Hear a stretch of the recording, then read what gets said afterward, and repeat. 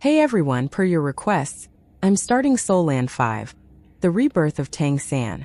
Chapters 981 through 1000 of the previous episode. The tournament intensifies as the Golden Wolf King and the Golden Coin Leopard King engage in a brutal life-or-death struggle.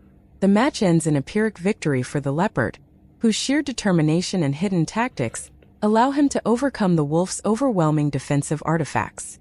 Tang San uses this opportunity to observe and learn, realizing that victory in the battle for the throne requires not just raw power, but also extreme resilience and a willingness to make calculated sacrifices. As the tournament progresses, the geopolitical landscape shifts. The fall of the Crystal Demon Emperor leaves a power vacuum that the Dragon and Phoenix races are desperate to fill. Meanwhile, Tang San leverages his new status as the Blue Gold Tree Clan leader to win the auction for the Shadow Fiend Sword, a divine artifact that resonates with his own Azura sword. He then secures the loyalty of the Sea Clans and orchestrates a daring plan to settle humans on the islands of the Endless Blue Sea, all while preparing for the final rounds of the tournament, where he must prove his strength without exposing his true identity or his divine status to the suspicious ancestral court emperors. If you're able to, please support me on PayPal to help me stay active. Thank you. Now let's get back to the story of Soul Land 5, The Rebirth of Tang San audio series. The Red-Crowned Crane King's opponent was a hulking giant from the bear race, a titanic figure that towered over his opponent at 7 meters in height, with thick dark golden fur and a bright golden V-shaped pattern on his chest. His body radiated an intense bloodline aura that made the very air around it grow denser. Before the battle began, Earth attribute experts from the ancestral court had already leveled the battlefield. Even with defensive arrays built into the platform, the destructive power of Great Demon Kings was too much. The previous fight had left serious marks. "Prepare!" came the crisp and melodic voice of the rainbow-glazed nymph emperor. The aura of both fighters instantly surged. The Golden Bear King spread his arms wide, and his already massive body swelled further, growing to more than 15 meters in height. A fierce golden flame of life energy erupted from within him, and golden light blasted out of his eyes. The atmosphere on his side of the platform seemed to compress from the density of his power. In contrast, the Red-Crowned Crane King released no wild aura. Instead, sword intent rose skyward, razor-sharp and unshakably upright. Though he was by far smaller in stature compared to the Golden Bear King, the crane now felt monumental, as if heaven and earth had aligned behind him. As he sat in his VIP pavilion, Tang San narrowed his eyes. He recalled that this red-crowned crane was one of the top-seeded contestants, likely ranked 5th or 6th. He was considered one of the most serious contenders for the throne. Even the placement of the Crane Demon's VIP pavilion, in a better position than the Golden Mammoth Ning Chenen's pavilion, said a lot. After all, the Sword Saint Demon Emperor was ranked lower than the Golden Mammoth Emperor, yet his clansmen placed ahead of the latter's designated successor. That alone spoke volumes about the Red-Crowned Crane King's power. Given how Tang San had once guided the Sword Saint Demon Emperor, he could sense that the Red-Crowned Crane King must have inherited some true essence of swordsmanship, the kind that could elevate one to greatness. The Golden Bear King's aura was blazing hot, his blood energy like fire lighting the sky. But the true experts watching knew the truth. This match was already decided. The crane was a first-tier bloodline, a seeded favorite, the bear a virtual unknown. At the level of Great Demon Kings, luck played no role apart from deciding who faced whom. Every contestant here was the pinnacle of their clan's bloodline power and cultivation resources, and lower-tier clans could only go so far. As for why Tang San was ranked so low in spite of his clan's wealth and his personal strength, that was because he lacked a known pedigree. Only the emperors knew that he was actually a capable fighter, and for whatever reason, it seemed they had decided not to release this information to the public. Moreover, the difference at this level was qualitative, not just quantitative. Even beating a powerful Great Demon King wasn't enough. Only the absolute best of the best stood a chance here. If the first match had been an appetizer, this one, featuring a seeded contender, was a main course in any menu. Not only was the Red-Crowned Crane King a seeded fighter, the Golden Bear King's strength was also clearly superior to the two contestants from the first fight. The bear race served under the Behemoth clan and had always been known for brute power and resilience. They were one of the fiercest combat-oriented races on the continent. "Begin!" announced the rainbow-glazed nymph emperor. Instantly light flared. The golden V-shaped mark on the golden bear king's chest lit up, and an enormous beam of golden energy exploded forth, surging toward the red-crowned crane king. Simultaneously, a ring of earth-yellow light spread from beneath the bear's feet, covering the entire arena in an instant. It was a gravity-controlled domain, all out from the start. The Golden Bear King knew his opponent was one of the strongest. Like almost all participants, he had studied the list carefully. Against such an opponent, there could be no hesitation. The red-crowned crane's offensive power was renowned, but their physique and defensive abilities were nothing to write home about.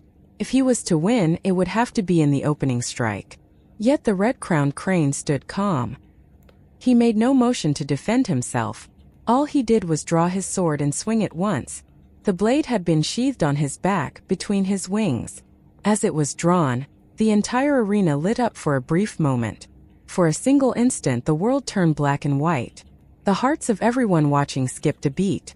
There was no flourish, no resplendent manifestation caused by the activation of a divine item. Just one sword strike. The gravity domain was cut apart. The golden beam was split.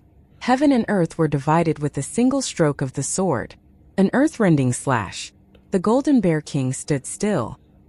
He was completely motionless, but if one looked closely, his eyes were full of fear. At the tip of his nose a faint white light glimmered. The skin on the tip of his snout sported a slight cut, barely a few millimeters in depth, but centered with terrifying precision right in the middle of the snout. "The match is over. Contestant number 3 wins," announced the rainbow-glazed nymph emperor, its voice tinged with genuine surprise.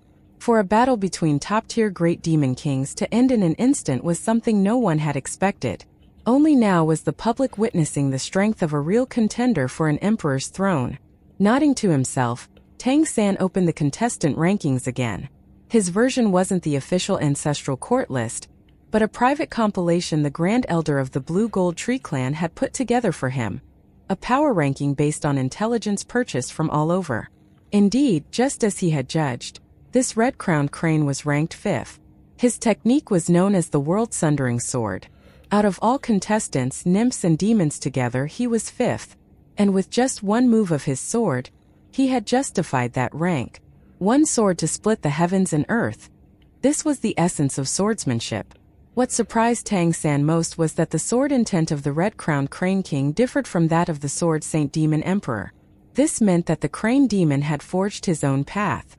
That sword was not just technique and it was not just power. It was spirit, mind, and soul united.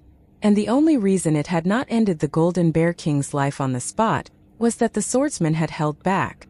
A powerful strike was not always to be feared, but one delivered with such perfect precision and control, that was a whole different story.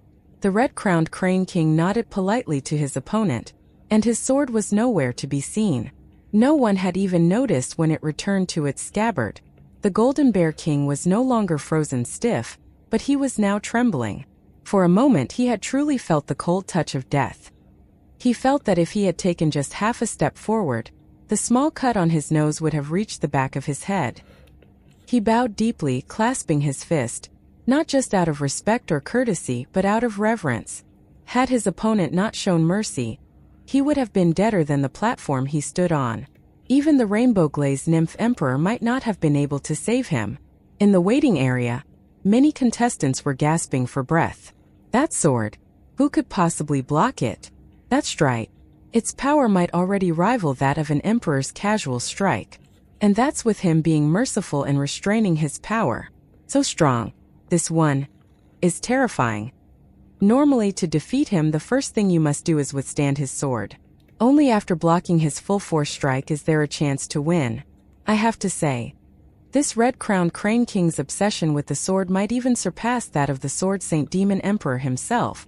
Without a doubt, even if he fails to reach the top 3 in this battle for the throne, he is destined to inherit the title of Sword Saint Demon Emperor in the future. Judging by the power he just unleashed, once the throne is vacated, there's hardly any question he will take it. The red-crowned crane clan has a worthy future leader. The Sword Saint Demon Emperor was standing on the platform reserved for emperors, halfway up Council Mountain. At the moment the world changed color, a rare smile appeared on his face. Once Zixuan comprehends the Judgment Sword, his future achievements will definitely surpass my own. The Red Crown Crane King Qiu Zixuan had secluded himself on Sword Saint's sacred mountain for 30 years, where he comprehended the world-sundering sword. He had only recently emerged. When he did, the sky itself changed color, shocking the entire ancestral court. That was what had earned him the 5th seed ranking. And he fully lived up to that rank. His very first match stunned the court. Qiu Zixuan had now returned to the VIP pavilion and taken his seat.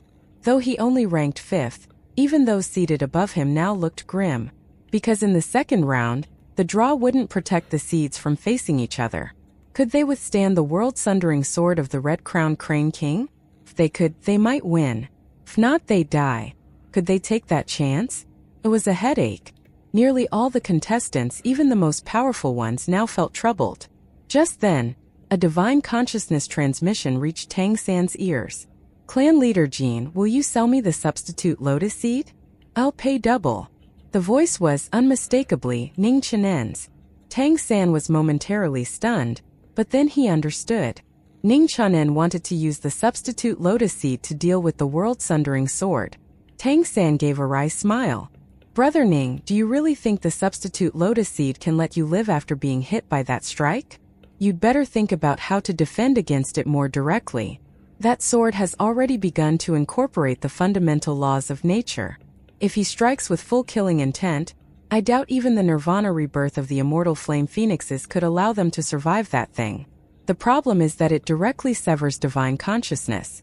Even if your body can be rebuilt with the substitute lotus seed, if your divine consciousness is completely severed, you'll wake up dead. Ning Chenen fell silent. After quite a while his voice came again. Thank you for your advice, Brother Jean. I was wrong. Tang San sighed inwardly. This guy's terrified, isn't he? If he really ends up facing the world-sundering sword with that attitude, there's no way he'll win. Ning Chenen undoubtedly had the strongest defense of all people here, apart from the emperors. The combined toughness of the Adamant Nymph Emperor's direct bloodline and the Golden Mammoth bloodline was no joke. Yet he still came asking to buy the substitute lotus seed from Tang San. That clearly meant he had no confidence in his own defense. Tang San actually believed that while the world-sundering sword was indeed incredibly powerful, cutting through Ning Chenen's defenses wouldn't be easy. It would likely be difficult for the crane to deliver a killing blow. But the terrifying part was that the sword didn't just cut flesh. It cut divine consciousness. If the body survived but the spirit was destroyed, the target was dead all the same. That was why Tang San had warned him.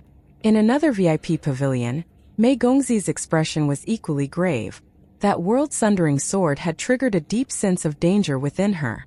Could she counter it with the Azura sword? She asked herself, but her answer left her disappointed. She knew she couldn't concentrate all her power into a single strike the way Qiu Zixuan had. And in the face of such a sword, evasion was impossible. One could only clash head-on. Her once unwavering belief in certain victory was shaken in that moment. This alone showed just how terrifying Qiu Zixuan's world-sundering sword truly was. The third pair of contestants, please come to the platform. The clear voice of the Rainbow Glaze Nymph Emperor sounded once again outside. What followed was that. The second match had been so shocking that even by the time the third one concluded, everyone was still too preoccupied to fully focus on it. The third match itself held little suspense. Competing were the Scorching King, Nan Kameng, and the leader of the Golden-Winged Great Rock Clan, Lu Punkuan. Their battle was actually quite spectacular, with gigantic crimson sunflowers unleashing waves of blazing fire pillars, while Lu Punkuan displayed incredible flight speed and sharpness. However, the difference in power was too great.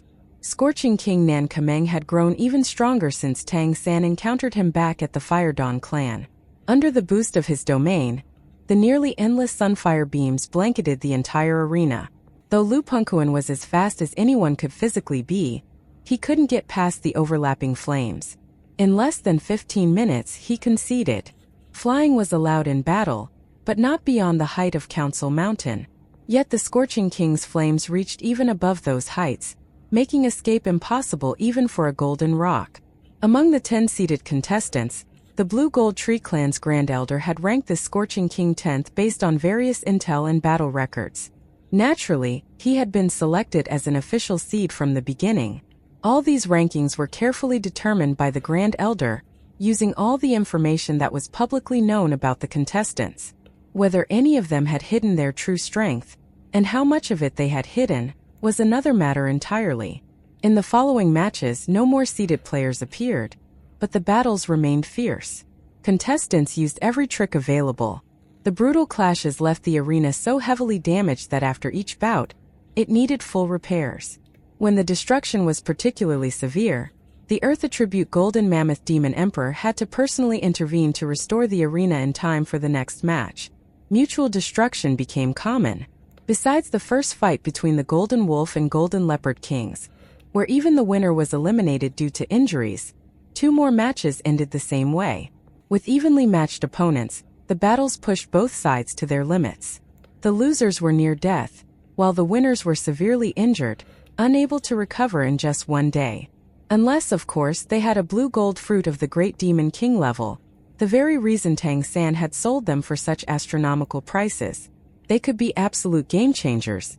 Although the female contestants weren't competing today, none had left. They stayed to observe.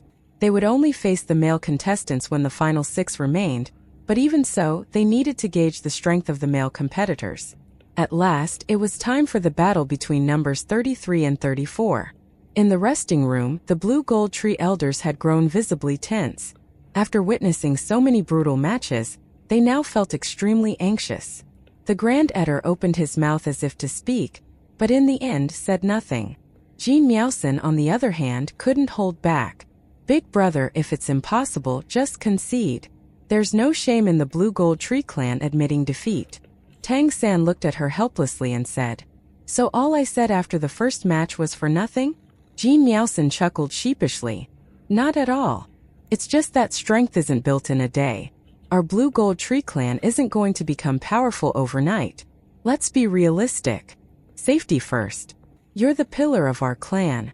It's because of you that we even have a chance to rise. So no matter what, you must come back safe. Winning or losing doesn't matter, does it? We're here mostly just to participate anyway. Right?" Tang San looked at her, then at the other elders who nodded in agreement, and smiled slightly. "Just wait and see. I'm not losing today." With that, he walked out of the resting area. 17th pair, enter the field.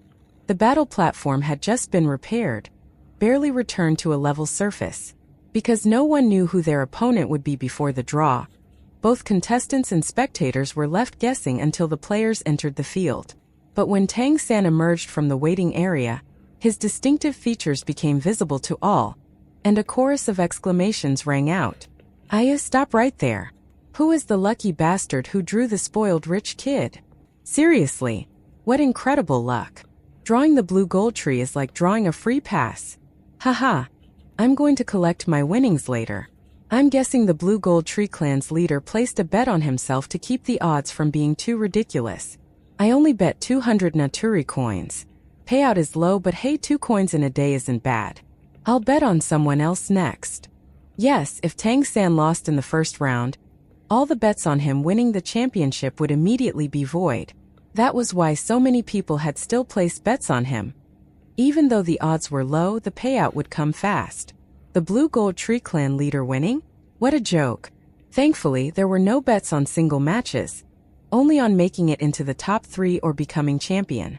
Otherwise, even more people would have bet on him. Tang San floated into the air and gently descended onto the competition field. As always, it truly felt different being in the arena. Being watched by tens of thousands made even his blood boil. These spectators were mostly demon and nymph nobility.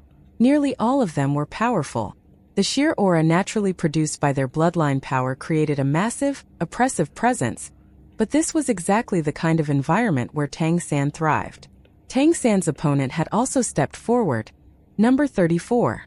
This contestant wore a satisfied grin and stepped onto the platform with a spring in his step, clearly elated. The competitor exuded a dark, inky black aura. His entire presence was shadowy, making the air around him seem heavy and suppressive, though his cheerful smile somewhat ruined his grim aesthetic. Tang San examined him closely before identifying what he was. A dark sky rhino. This was a rare and unique clan, comparable in scarcity to the lion tiger clan, in other words, bordering on extinction. The reason for their near extinction was entirely different, however. Namely, these rhino demons had a natural affinity for darkness, and their horns contained vast amounts of extremely pure and potent darkness energy, making them the finest materials for crafting darkness attribute items. At the same time, their own combat prowess wasn't particularly great. Most of their power was used for defense rather than offense. They had never produced an emperor, and so they had become targets for others coveting their horns. As a result, their population had dwindled to under 500. The ancestral court had to step in directly to forbid attacking them, even going as far as to assign some of the ancestral court guards to protect them. After all, their horns were too valuable, and if the clan went extinct, the resource would vanish forever. They naturally shed their horns from time to time, and these horns were allowed to be traded. Of course, the ancestral court's protection came with the agreement that they would manage the distribution of these horns in exchange for supporting the clan and ensuring their survival. According to the Grand Elder's ranking list, this contestant was roughly 60th among male participants, only slightly above the Golden Wolf and Golden Leopard Kings. Defense and physical strength were a dark sky rhino's greatest assets, and the darkness energy in their horns also had a corrosive quality to it. But even so, it was hard for them to cultivate to a high level. This one was the clan leader, and also the only great demon king of the clan. The Dark Sky Rhino King clearly hadn't expected to get so lucky. To think he'd draw the Blue Gold Tree clan leader in the first round. He hadn't come expecting to win the throne. He was here just for some experience. Facing a Blue Gold Tree? Practically a free pass to round 2. Though Tang San had made a big splash in the auction, acquiring many rare items, the Rhino Demon saw little threat in that. So what if you have a substitute lotus seed? If you die and come back, I'll just beat you to death again. As for divine items, those are only useful if you're strong anyway. The audience had little interest in this match.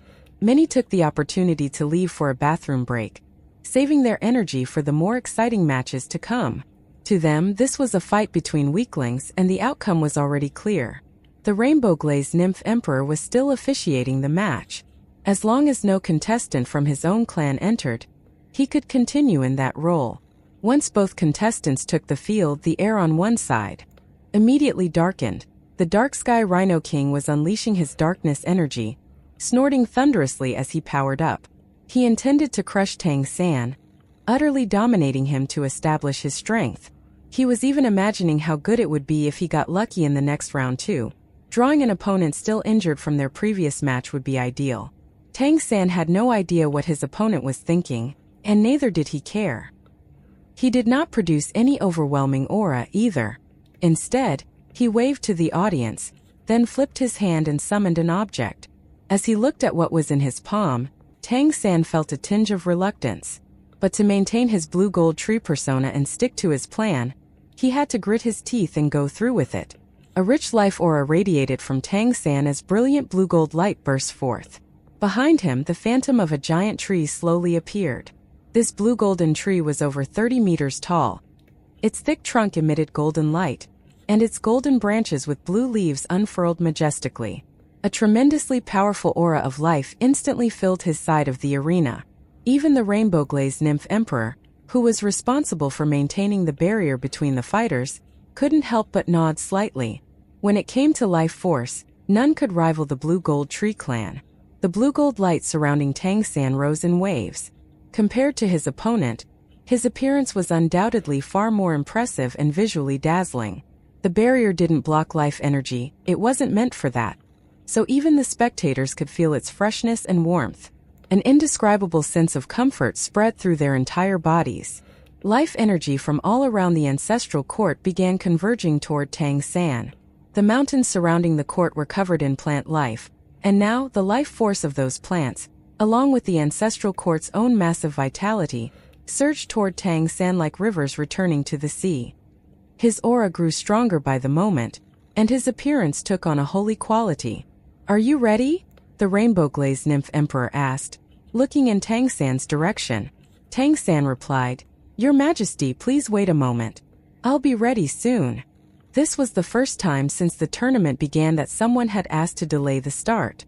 Still, given the incredibly comforting life energy that Tang San radiated, the rainbow-glazed nymph emperor let it slide. The spectators obviously had nothing against it either, and they didn't show any sign of impatience. To most ordinary demon and nymph spectators, the Blue Gold Tree clan was relatively unknown. Their understanding of Tang San only came through the recent mega auction. This was the very first time they were seeing this city lord display his abilities. Such an intense aura of life. It felt too damn good. So this Blue Gold Tree clan leader wasn't just wealthy, but also capable of concentrating life energy to such a terrifying degree. Even the emperors nodded slightly as they gazed at the colossal tree rising behind Tang San. Such potent life energy could benefit even them. Even if the increase in lifespan was only by a small fraction, it was still something. Then Tang San gently lifted the object in his hands, infusing it with his boundless life force. In the next instant, a sky-piercing razor-sharp sword intent erupted into the heavens. Yes, what he held was none other than the Sword Saint Demon Emperor statue, which he had purchased at a high price during the auction. An artifact that could launch a single full-power strike of the Sword Saint Demon Emperor.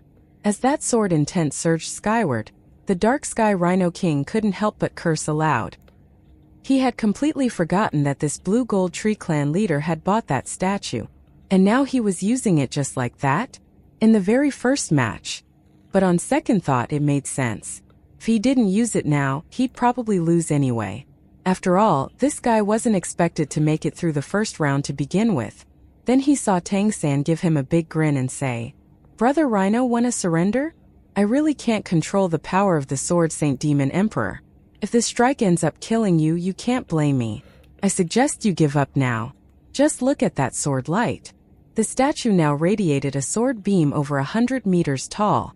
The terrifying sword intent caused space around it to distort. The Dark Sky Rhino King stared at the scene in stunned silence, recalling the terrifying world-sundering sword used earlier by the red-crowned Crane King Qiu Zixuan. The cheerful, self-confident expression on his face immediately crumbled. And at that moment, Tang San turned to the rainbow-glazed nymph emperor and nodded. "Your Majesty, I'm ready." "Wait. I surrender." The words burst out from the Dark Sky Rhino King the instant Tang San said he was ready. Despite the pain and humiliation those 3 words brought, what choice did he have?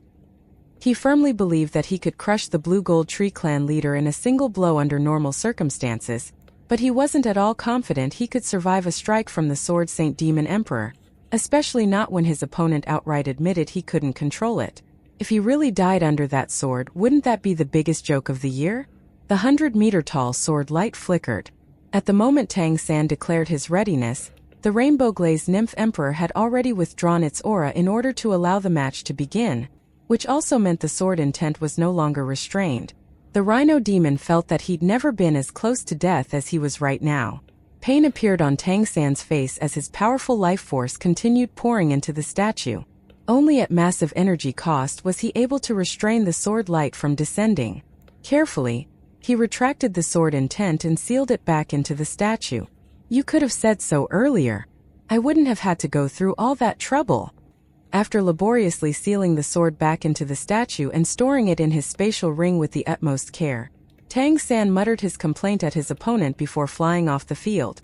Blue Gold Tree Clan's Jean Mirolan is victorious, the rainbow-glazed nymph emperor announced. The Dark Sky Rhino King slunk away in defeat, utterly humiliated. This was the first and only match of the tournament where one side surrendered without a single blow being exchanged. But he truly didn't want to die. The audience, meanwhile, was dumbfounded. He actually won? Jean Mirolan actually won his match? Right, how could I forget? He paid a good couple thousand coins for it. Well, I suppose the statue just paid for itself now, hasn't it? Even Tang San hadn't expected his opponent to fold so easily. That Dark Sky Rhino King sure is cowardly. How could he be so sure he couldn't withstand the sword? Well, in all fairness, he probably couldn't, but still, that was a little ridiculous. He hadn't even unleashed the strike, yet he'd still won the match. It couldn't have gone any smoother. And more importantly, the power in the Sword Saint Demon Emperor's statue remained unused. Ironically, he owed part of this victory to Qiu Zixuan's earlier display of the world-sundering sword. That strike had left all the contestants deeply shaken. So when Tang San summoned the Sword Saint Demon Emperor's statue, it had a multiplied effect. If Qiu Zixuan was already that strong, then what must the Sword Saint Demon Emperor be like? The Rhino Great Demon King must have reasonably imagined himself being cleaved in half. Who could blame him for his surrender? Thus, Tang San smoothly entered the second round and into the top 40. What he didn't know was that, thanks to this match, he had earned a new nickname, the Amethystan Warrior.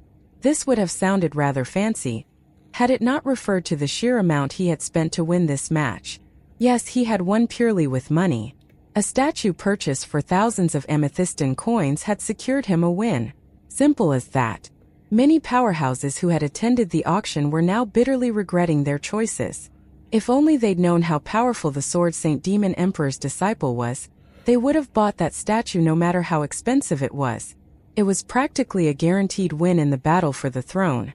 And now, whoever draws this kid next will have to face that sword. Seriously now? In any case, regardless of the participants' grumbling, the Amethystan Warrior had claimed victory. When Tang San returned to the resting area, Jin Miaosan and the elders were overjoyed. Amazing, big brother.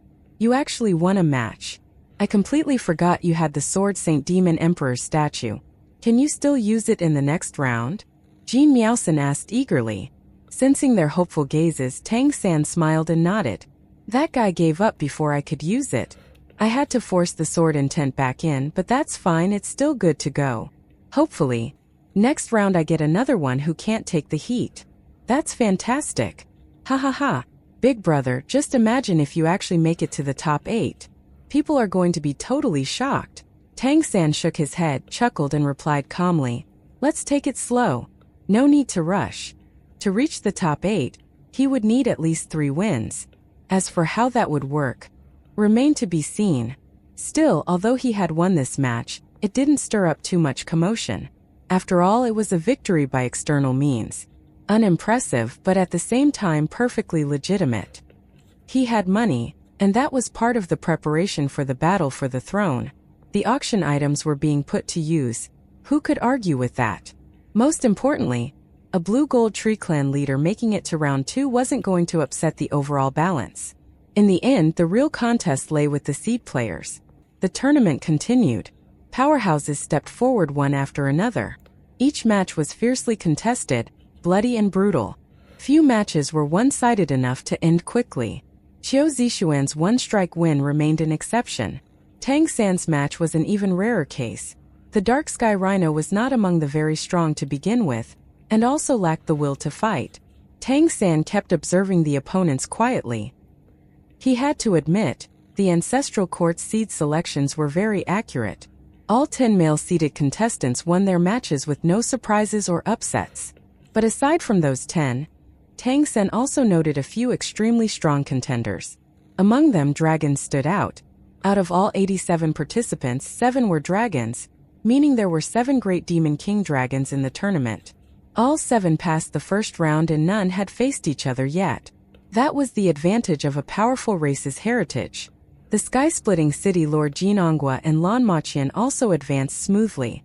Ning Qianen won his match rather easily too. He didn't even need to display much offensive power. His opponent simply couldn't break through his defenses and was eventually knocked off the platform by Ning Qianen's charge. The match Tang San was most concerned about was, without a doubt, Big Cat's. It was the only one that truly made him anxious. Big Cat had only recently advanced to the 11th order, and much of his cultivation had been forcefully boosted using vast resources provided by the Golden Lion clan. Although Big Cat had an extremely rich battle experience, he was still a newly ascended Great Demon King. Meanwhile, nearly all contestants in this tournament were the cream of the crop among their own clans, and they were at the peak of the 11th order. Could he survive the eliminations? Big Cat had clearly drawn a late match. The battles had gone on from morning until evening before the tournament finally neared its end, and it wasn't until the 40th match that Tang San finally saw Big Cat step onto the stage. Had he not been waiting for Big Cat, he would have already left after his own match. The next round required another drawing of lots anyway, so no one could predict their future opponent. When Big Cat stepped onto the stage, he was clad in light golden armor. His powerful frame stood nearly 3 meters tall, and he had the god-slaying sword in hand. His entire being radiated explosive force. With each step, his aura shifted and grew, the killing intent around him so sharp it seemed to warp the very air. Feeling Big Cat's presence, Tang San's gaze eased slightly. He didn't know what Big Cat had gone through this past year, but compared to the Ancestral Court's elite competition 1 year prior, Big Cat had practically been reborn.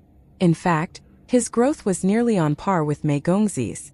The Golden Lion clan had obviously gone all in, and this explosive growth was no doubt a result of funneling immense resources into him. As kings of the prairie, the lion race always claimed to be among the strongest, but they had never produced an emperor and had long been suppressed by the tiger race. With Tang San's help, Big Cat's bloodline evolved into a first tier 1, giving the lion race hope. Before the tiger race could make a move to recruit him, they pounced on him, and they did so with full dedication. Over the following year they poured everything into Big Cat. They even went as far as to merge the lion-tiger clan into the lion race and bestow upon them an exalted status. Big Cat did not disappoint. With extraordinary talent and unshakable willpower, he made even the Golden Lion King acknowledge him as an unprecedented asset for the entire race. For Big Cat, battle was as natural as breathing. His everyday life consisted of fighting, eating, sleeping, and then waking up to fight some more. Golden Lion powerhouses took turns sparring with him. Even while he was still at the 10th Order, he was already challenging 11th Order opponents. His frenzied fighting style ignited a firestorm within the Golden Lion clan. Nearly every lion who sparred with him felt deeply inspired, and their own combat power and resolve grew exponentially. After a year, Big Cat had gained the informal title of Chief Instructor within the Golden Lion clan. The Golden Lion King knew this was an unprecedented opportunity for their race. Even though this battle for the throne had come too soon and too abruptly, he knew that a chance might not appear again for another 1,000 years. Thus, they poured all their resources into Big Cat without hesitation. That was why Tang San showed a hint of relief when he saw Big Cat. Among all the powerful competitors he'd seen so far, Big Cat carried the most divine items. Some contestants may have concealed their trump cards, but as soon as Big Cat appeared, Tang San instantly counted at least 3 divine items. His god-slaying sword was known to be a divine item. The light armor was clearly one as well. Around his neck, a necklace shone with divine light, and Tang San could also see the heart shield mirror he'd seen in the auction attached to his chest. He was armed to the teeth.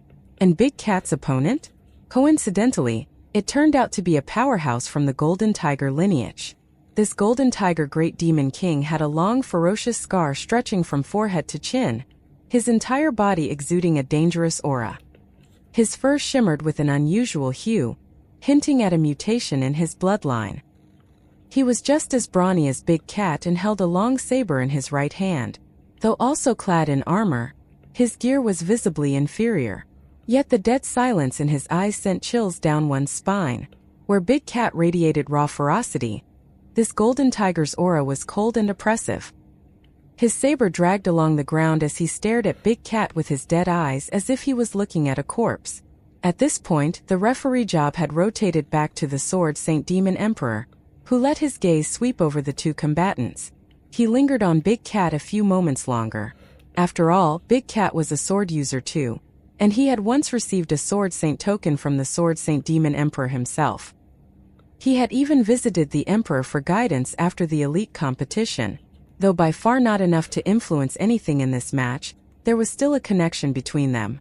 With this crisp command of the Sword Saint Demon Emperor, the clash began. Big Cat didn't hesitate for even an instant. He let out a roar, took a step forward, and the god-slaying sword in his hand exploded with blinding light as it slashed down toward his opponent. Lion Tiger Golden Force erupted. Platinum light surged from his body like solid metal, dyeing him in radiant glow. His opponent instantly accelerated, letting out a deafening roar of his own. From his lifeless eyes erupted dark golden light, something Tang San immediately recognized as a divine consciousness pulse used to shock the opponent, much like his own purple demon eyes. Big Cat paused for a fraction of a second. That momentary delay let the Golden Tiger sidestep his sword. Clearly, his divine consciousness had disrupted Big Cat's lock-on. Saber light burst out, serrated waves of energy sweeping toward Big Cat. The saber followed, reaching Big Cat in an instant. The clear ring of hard metal striking hard metal echoed across the arena. The saber, which should have cut deep into Big Cat, was bounced back instead, and the energy it radiated dispersed. A look of disbelief flickered in the golden tiger's eyes. Meanwhile, Big Cat's light armor shimmered with intense brilliance. It had an absolute defense property. So long as the attacker's power didn't exceed 3 times the user's defense, the blow would be completely nullified and reflected. 1/3 of the attack's force would even be absorbed by the armor's wearer. Combined with Big Cat's innate lion-tiger golden force, already formidable on its own, the resulting defense was virtually impenetrable. Even an emperor with less offensive prowess would find it nearly impossible to break through it in one strike. Then, a terrifying killing intent erupted from Big Cat. Platinum golden aura burst from him like a geyser. His eyes remained somewhat dazed, but the god-slaying sword in his hand cleaved through the air again, brimming with chilling force as it slashed toward his opponent. The golden tiger had no choice but to parry. He somehow managed not to get chopped in half, but the strike shook him to the core, and his thoughts were in disarray. When he became a great demon king, he had nearly perished during his tribulation, suffering severe damage from the lightning. Later, by chance, he acquired a strange one-time use divine item that consumed half his spirit and gave him in return powerful divine consciousness. The rest of the spirit only be fully devoured by the artifact upon the golden tiger's death, allowing the strange divine item to reappear elsewhere. Thus, the price he paid really was limited to losing that part of his lifespan, and in exchange his divine consciousness had grown tremendously. That was how he had gained the ability to attack directly with his divine consciousness. He was fully confident that once he launched his divine consciousness attack, even seated contestants would be hard-pressed to resist, unless they had that illusion god mask purchased by Mei Gongzi. Barring that, he believed few could withstand it. And everything did indeed unfold just as he expected. From the start, his overwhelmingly powerful divine consciousness had managed to dominate Big Cat. The power he had gotten through the soul sacrifice was not limited to brute force. His attack also had strong hallucinatory effects that could momentarily sever an opponent's control over their body. But what he had never anticipated was that his attack would fail to breach Big Cat's defense. He could do nothing even while Big Cat was defenseless. Worse yet, even with his divine consciousness still suppressing his opponent, Big Cat had somehow launched a devastating counterattack. This golden tiger great demon king specialized in divine consciousness attacks, but what he faced was a warrior of terrifying willpower. Indeed, Big Cat's divine consciousness was suppressed, but his battle instincts never left him.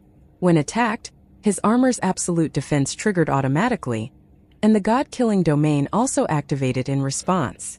That surge of murderous intent reignited his battle instincts and provoked his counterattack.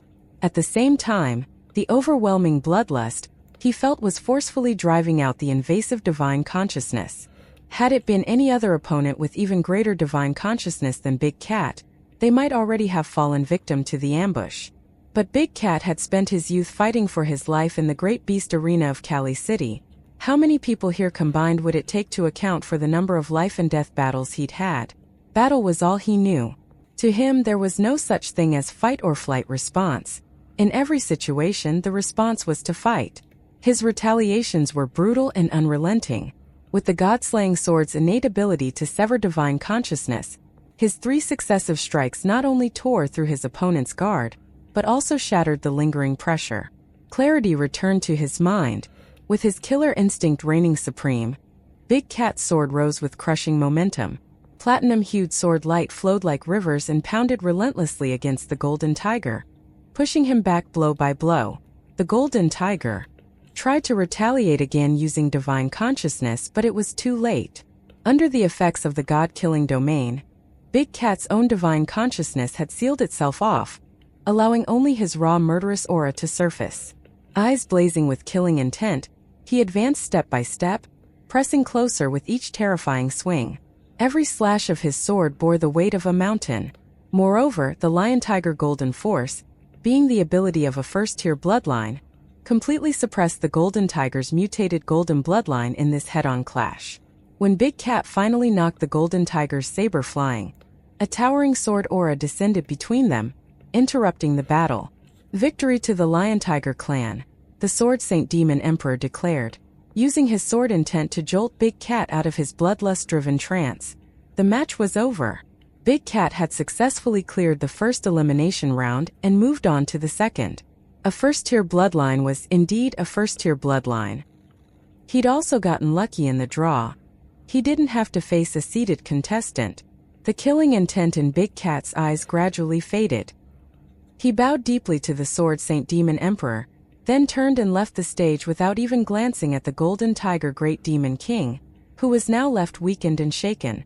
He was by no means weak, but his strength lay in divine consciousness suppression, and Big Cat's willpower just happened to be the perfect counter. He was thus able to fight and win. In the battle for the throne, even a single win was a monumental honor for one's clan and race. Every contestant was their race's representative, after all. And Big Cat hadn't just won. He'd beaten the Golden Tiger representative. For the lion race, defeating a tiger was the ultimate pride. From the spectator stands, the lion race erupted in deafening cheers. Big Cat raised his god-slaying sword high. Then his gaze turned slightly, and he looked intently in a certain direction.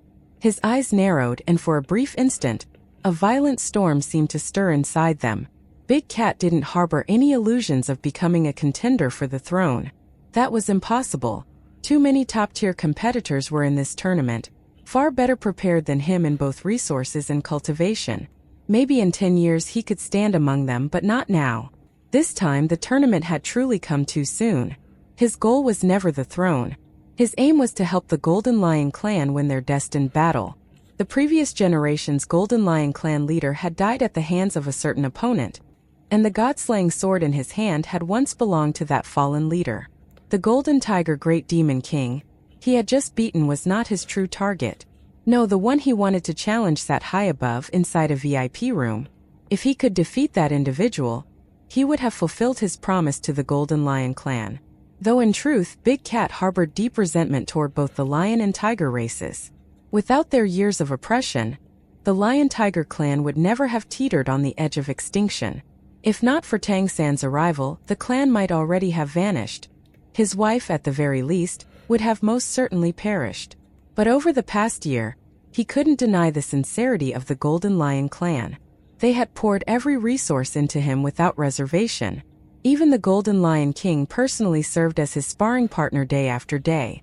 The clan went as far as to collect powerful Golden Tiger blood essence, and even offer up their own blood essence to help raise his bloodline power. He had a heart, and so did everyone in the Lion-Tiger clan.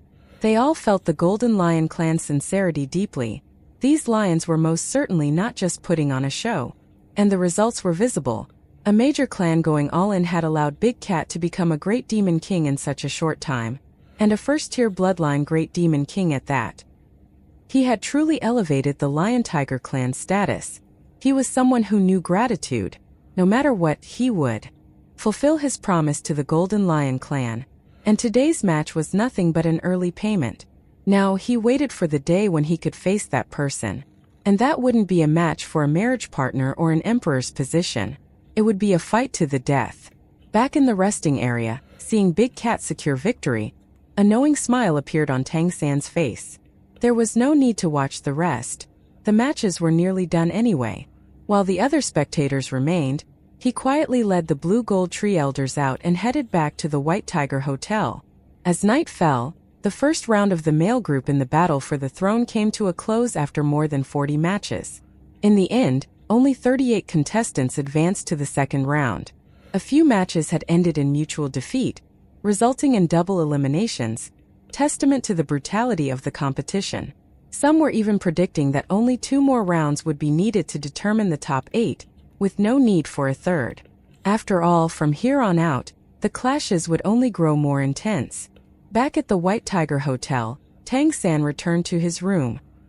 He quickly changed his clothes, altered his appearance, and turned into an ordinary human.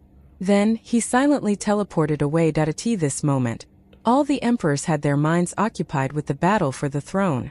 No one could possibly pay attention to such an insignificant spatial fluctuation. After 3 consecutive leaps through space, Tang San arrived at a remote tavern somewhere at the periphery of the ancestral court. Due to the ongoing battle for the throne, the majority of people were still near Council Mountain, in the city center. So when Tang San entered the tavern, it was practically deserted. In the entire hall, there was only a single guest seated in a dim corner. This individual emitted almost no presence. One wouldn't even notice them without deliberately looking. Tang San naturally noticed them the moment he stepped inside. He quickly walked over and sat down opposite them. "A mug of ale, please," Tang San ordered. The person seated across from him was completely shrouded in a dark gray cloak, their head lowered so their face was obscured. And even if they did raise their head, all that would be visible was a hazy mist. Tang San couldn't see their face clearly either, but he didn't need to. "How is it?" he asked after taking a sip of ale. "Acceptable," came the soft, almost ethereal response. The voice was delicate and whisper-like, and didn't use a single word more than necessary. Tang San didn't seem to need any clarifications either. With a flick of his hand, he tossed over a storage ring. As the ring reached the other person's hand, the surrounding light seemed to distort slightly, and the ring simply vanished. Tang San finished his ale in one gulp, said nothing more, and rose to leave. It wasn't until long after he was gone that the gray-robed figure finally stood up. The light within the tavern distorted slightly, and over a dozen more gray-robed figures silently appeared around them. "Can you tell who he is?" the original figure asked. "Can't tell. Just that he's extremely strong. The kind of threat that could even kill us. Possibly an emperor. But we can't determine who unless we directly attack. This guy is very dangerous. My lord, are you sure you want to work with him? Since we've taken his deposit, we proceed. Besides, this is something I've long wanted to do. Continue. Use the most cautious approach." "Yes." All the surrounding gray-robed figures bowed toward him. In the next moment, the light in the tavern twisted once again, and everything returned to its prior quiet state. Outside the tavern, time and space around Tang San slowed significantly. A full minute before his figure even vanished from the street, he had already returned to his room in the White Tiger Grand Hotel. With the concealment of the spacetime lighthouse, no being could track him. A faint smile crossed his face, and Tang San narrowed his eyes slightly. He had, of course, sensed the presence of others during that brief moment. Although the other party had been extremely cautious, even utilizing what seemed like a specialized divine item, they were still unable to escape his perception. He wasn't at all worried about them launching an attack. If they dared, he had a kaleidoscope of abilities at his disposal. He could handle them in any number of ways without fear of exposing himself. Still, they were cautious and ultimately didn't act, and that pleased him. He liked working with reasonable people. Just then, he sensed that Mei Gongzi had also returned. The first day of the battle for the throne must have concluded. Tomorrow, the male contestants would rest, while the female contestants would begin their matches. On the second day, Tang San did not go to Council Mountain to watch. The women's matches before the semifinals didn't require much attention. As long as Mei Gongzi wasn't competing, he had nothing to worry about. He stayed in his room to rest. The updated odds had already been released. There was little change in the odds for Tang San winning or placing in the top 3.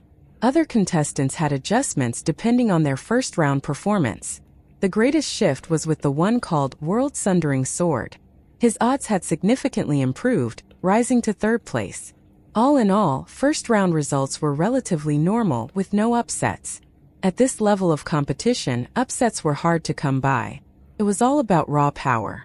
However, anticipation for the second round was rapidly building. No one knew how the draw would play out. Would top-seeded contestants clash? If they did, it would be like lightning meeting fire. Those strong enough to be seeded were all close in strength, and most of them hadn't even revealed their full capabilities yet. After the second day's women's matches concluded, the new odds were once again updated.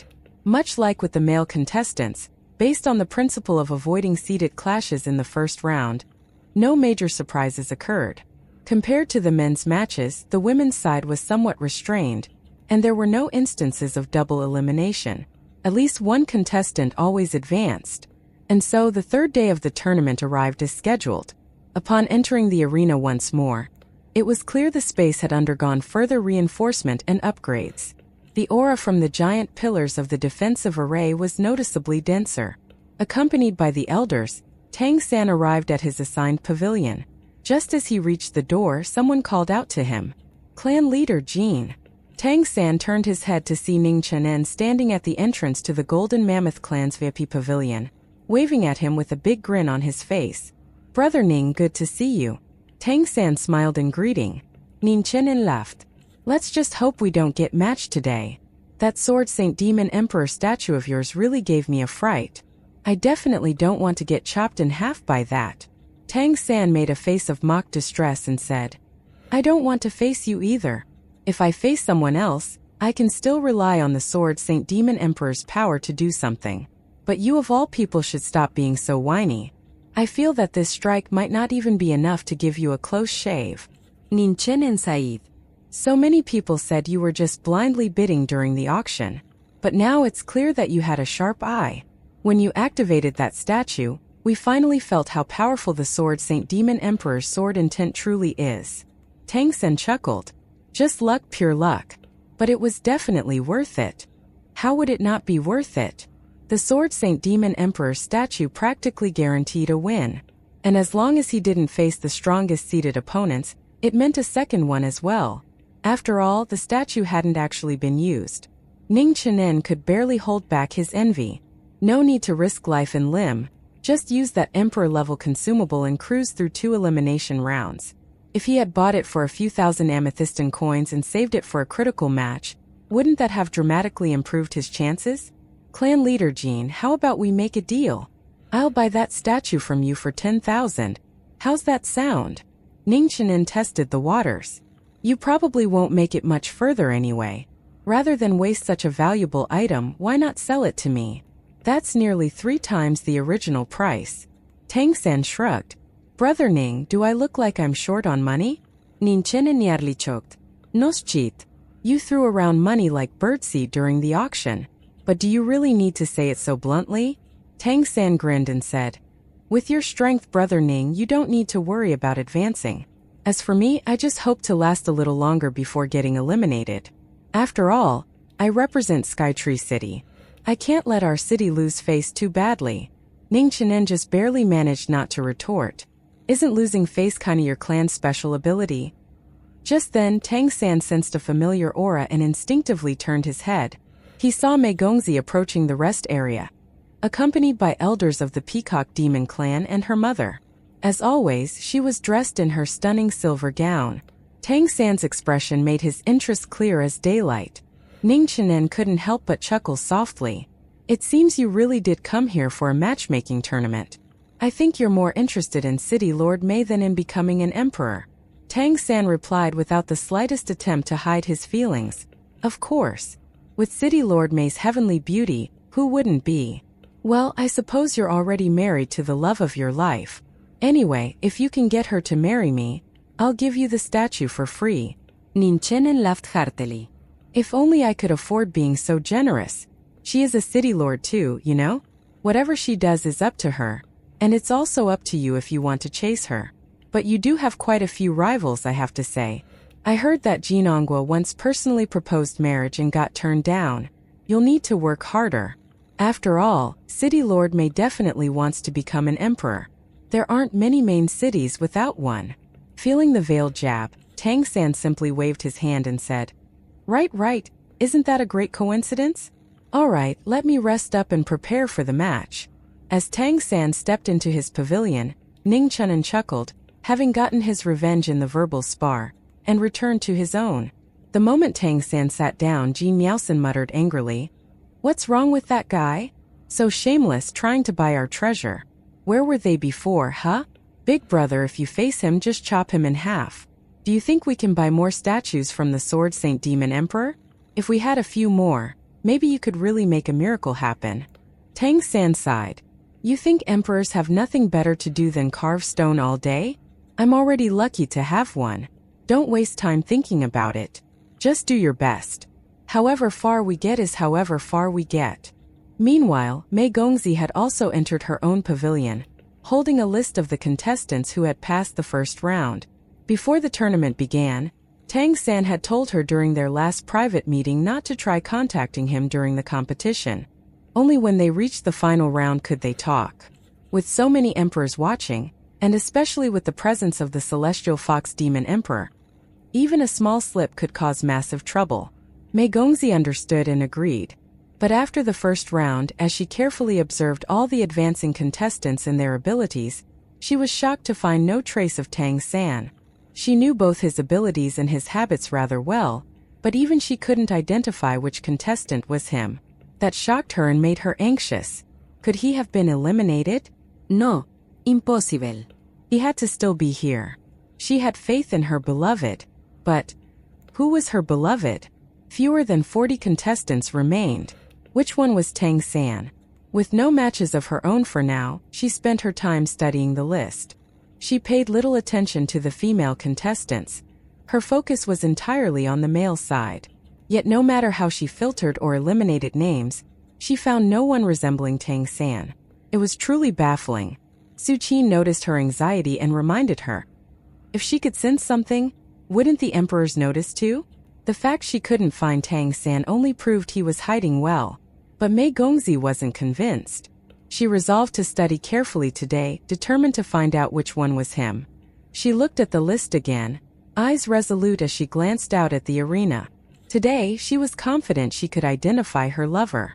Today's arena was once again packed to capacity, the atmosphere more fevered than ever.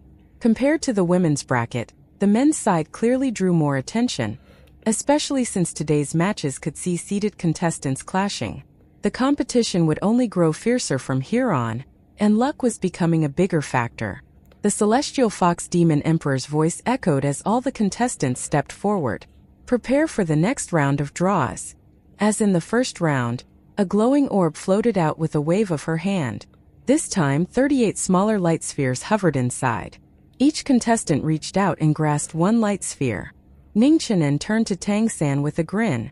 Clan leader Jean, if we draw each other this round, my offer still stands. You said yourself, even with the Sword Saint Demon Emperor's statue, you can't break my defense. If you draw me, sell me the statue and concede. Isn't that a great solution for both of us? Tang San gave him a helpless look. I suppose? But how do you know my luck is that bad? What number are you? Ning Qianen opened his palm, revealing the number inside. 1. So, you got number 2. Tang San burst out laughing. Ha, just barely missed. I'm number 3. He opened his hand, revealing the number 3.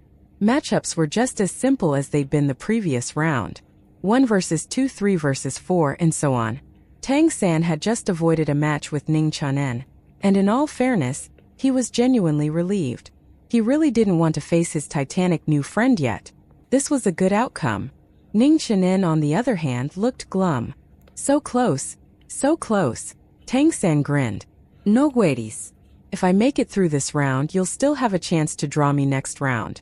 By then, I'll be out of statues, so won't that be even better for you? Ning Qianen chuckled. True. I'll look forward to drawing you next time. Even though he acted friendly and he genuinely had a friendly disposition deep down, he looked down on the Blue Gold Tree clan leader. So while Tang San called him Brother Ning, Ning Qianen only ever called him a courteous yet plain clan leader Jean. The farther the tournament went, the higher the odds of drawing each other. Thinking of it that way, the next round might actually be ideal. The celestial fox demon emperor's voice echoed again. Let the matches begin. First pair, please proceed to the platform. Ning Qianen didn't return to his pavilion. He was in the first match. He rose into the air and headed straight to the platform. At the same time, another figure emerged from a different pavilion and descended onto the platform. Although not all city lords were seated contestants, many were. So Ning Qianen's opponent drew attention. Upon seeing who it was, Tang San chuckled. Ning Qianen was quite lucky today. But Ning Qianen en face d'Arkend. His opponent was not a seed, and neither was it particularly powerful. Among the remaining 38, it was clearly in the lower tier. It represented a main city, but a rather weak one. Not all main cities were equal. It was easy to figure out where a city stood. One only had to look at whether there was an emperor backing it and where that emperor ranked. For instance, Skytree City was famous for being weak even when there was an emperor, and between his death and the ancestral tree's awakening, it had been in an absolutely terrible position. Now, its position had somewhat risen due to the fall of another city. And indeed, this opponent was from Adamant City. That made Ningqianen frown. Ningqianen bore the bloodline of the Adamant Nymph clan. Though he claimed otherwise to Tang San, he couldn't possibly be indifferent to the fall of the Adamant Nymph Emperor. He once had 2 emperors backing him, but now there was only one. That was no small change. With the fall of the Adamant Nymph Emperor, the Adamant Nymph clan had already approached Ningqianen several times, asking whether he would be willing to take up residence in Adamant City. Things weren't stable in the Golden Mammoth clan either, and many of the elders there believed he should go, as it would essentially place both cities under the control of the Golden Mammoth clan. But the Golden Mammoth Demon Emperor had instructed that they would discuss the matter again after the conclusion of this tournament, so for now it was shelved. Regardless, Ningqianen still maintained strong ties with the Adamant Nymph lineage. The contestant now representing the Adamant Nymph clan was actually a great demon king elder Tang San, had met before during his visit to Adamant City. In the first round, that elder had just barely made it through by relying on his formidable defenses. But now in the second round he clearly seemed depleted. A figure descended from the skies. Today's judge was none other than the Soul Capturer Nymph Emperor. "Contestants, prepare," he ordered. "No need. I concede." The Adamant Nymph elder bowed deeply toward the Soul Capturer Nymph Emperor, then nodded to Ningqianen before leaving the platform. Ningqianen blinked in surprise, but his expression softened. He sighed. He knew that this was a sign. He really had to consider whether he should go to Adamant City. He identified more with his Golden Mammoth lineage, and the fact of the matter was that if he stayed in a nymph city, he would likely be suppressed by the Solstice Empire. He was mainly a demon after all. Yet, being a city lord meant access to vast resources, and Adamant City was most certainly not lacking resources even compared to other main cities. And now, without an emperor overseeing it, resource allocation would be even more flexible. Returning to the rest area, he found Tang San standing outside, not yet having gone in. "Congratulations, Brother Ning. Winning without a fight is better than drawing me, right?" Tang San smiled. Ningqianen, feeling complicated, didn't want to say much. He just nodded and headed back into his room. "All right, let the next match begin. Contestants 3 and 4, please proceed to the stage," came the Soul Capturer Nymph Emperor's voice. Tang San hadn't returned to his room precisely because he was up next. When he saw that Ningqianen's opponent was someone from the Adamant Nymph clan, he had already guessed how the match would end. He rose and stepped onto the platform. When the Soul Capturer Nymph Emperor saw him, he nodded and smiled slightly. "Clan leader Jean, do your best." "Thank you for your concern, Your Majesty." Tang San quickly bowed. There was something unusual in the Soul Capturer Nymph Emperor's gaze. Of all the emperors, the one who truly had the most faith in Tang San wasn't the outwardly friendly Sunborn Nymph Emperor. It was precisely this judge. After all, only he had personally witnessed the fall of the Adamant Nymph Emperor. He had seen with his own eyes how Tang San fought it head-on and successfully slew it. Even though the main force appeared to be the ancestral tree, it was hard to believe the new Blue-Gold Tree clan leader was just an ordinary figure. If summoning the ancestral tree's power was something that simple, why hadn't any of the other Blue-Gold trees done it before? Why hadn't the clan's emperor done it back in the day? No, that was definitely no simple feat. Clearly, there was something special about Jean Mirolan. The Soul Capturer Nymph Emperor was especially eager to see how Tang San would perform in the battle for the throne. Meanwhile, Tang San's opponent had also arrived on the platform, and without hesitation, Tang San pulled out the statue of the Sword Saint Demon Emperor. His opponent was neither a seated contestant nor a city lord. But when Tang San saw him, he was surprised. So was the other, whose eyes instantly glinted with hostility. Tang Mahuang, the Fire Dragon King. Indeed, Tang San had drawn a dragon for this match. Though Tang Mahuang wasn't a seated contestant, he was still a powerful member of the dragon race. Definitely no easy opponent. In the super auction, the very first item had been bought by Tang Mahuang himself, the Everblaze Sunflower. It enhanced fire attribute attacks by 30% among other things, and it was practically a match made in heaven with a fire dragon. While the Sword Saint Demon Emperor's statue might have frightened off the Dark Sky Rhino, it was unlikely to intimidate a dragon. And among the 38 remaining contestants, 7 belonged to the dragon race. Drawing a dragon was nothing surprising. When people saw who Tang San's opponent was, the waiting area buzzed with schadenfreude. Could the statue's strike defeat a dragon clan leader? The dragon race had a long legacy and no shortage of divine items. And Tang Mahuang wasn't just any dragon. He was a fire dragon and had the Everblaze sunflower in hand. Worst of all, fire was stronger than wood by default. To the people in the stands, Jean Miaolin had drawn the worst possible matchup. Tang Mahuang himself was of the same opinion, of course. He wore a mocking grin as he looked at Tang San and mouthed a few silent words. Reading his lips, Tang San could only mentally scoff. Childish. The words had been. Still feeling cocky now? From the Emperor's viewing area, the Sword Saint Demon Emperor looked at both Tang San and Tang Mahuang. His expression changed subtly, and his gaze lingered briefly on the statue in Tang San's hand. For some reason, when he looked at the young city lord holding that statue, he felt a strange familiarity, and it was not his divine consciousness that was feeling it, but his sword intent. It wasn't just him. Many emperors were now intently watching this match, and their focus wasn't on Tang Mahuang. It was all on the Blue Gold Tree clan leader. Tang San's sudden rise had stirred many debates within the Solstice Empire, and also within the ancestral court. The death of the Adamant Nymph Emperor had been a shock. Could the ancestral tree really produce such overwhelming power? Even without fully awakening, it had slain an emperor? Then what about the one who had called upon its power? This new clan leader of the Blue Gold Tree clan. What was his true power? This was why, during his city lord evaluation, Tang San had been deliberately matched with a strong opponent. They all wanted to test him. But even then, he had somehow produced a domain that allowed him to control the fight perfectly. The Sunborn Nymph Emperor had his reasons for favoring Tang San, and those reasons naturally involved the ancestral tree's essence. Other emperors had their own considerations. Later, at the auction, the Blue Gold Tree clan had displayed stunning purchasing power, causing bids across the board to rise significantly, and earning the emperors a massive windfall. This naturally improved their opinion of the new clan leader. Still, even to the emperors, Jean Miaolin carried a mysterious aura. And no matter how mysterious one was, a series of peak-level battles carried out in front of them could not be faked. Now was the time to see what he was really made of. Thus, the emperors were highly focused on this clash between Jean Miaolin and Tang Mahuang. The key question was, could the Blue Gold Tree clan leader withstand a dragon's might? The Soul Capturer Nymph Emperor raised his hand. Contestants, prepare. Tang Mahuang's eyes instantly burned crimson. Behind him, it was as if a lava-filled hell had erupted.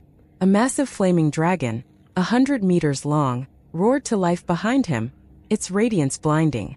In his hand was a long spear, and floating behind his head were 3 flaming orbs in 3 colors, red, orange, and blue, each radiating intense heat.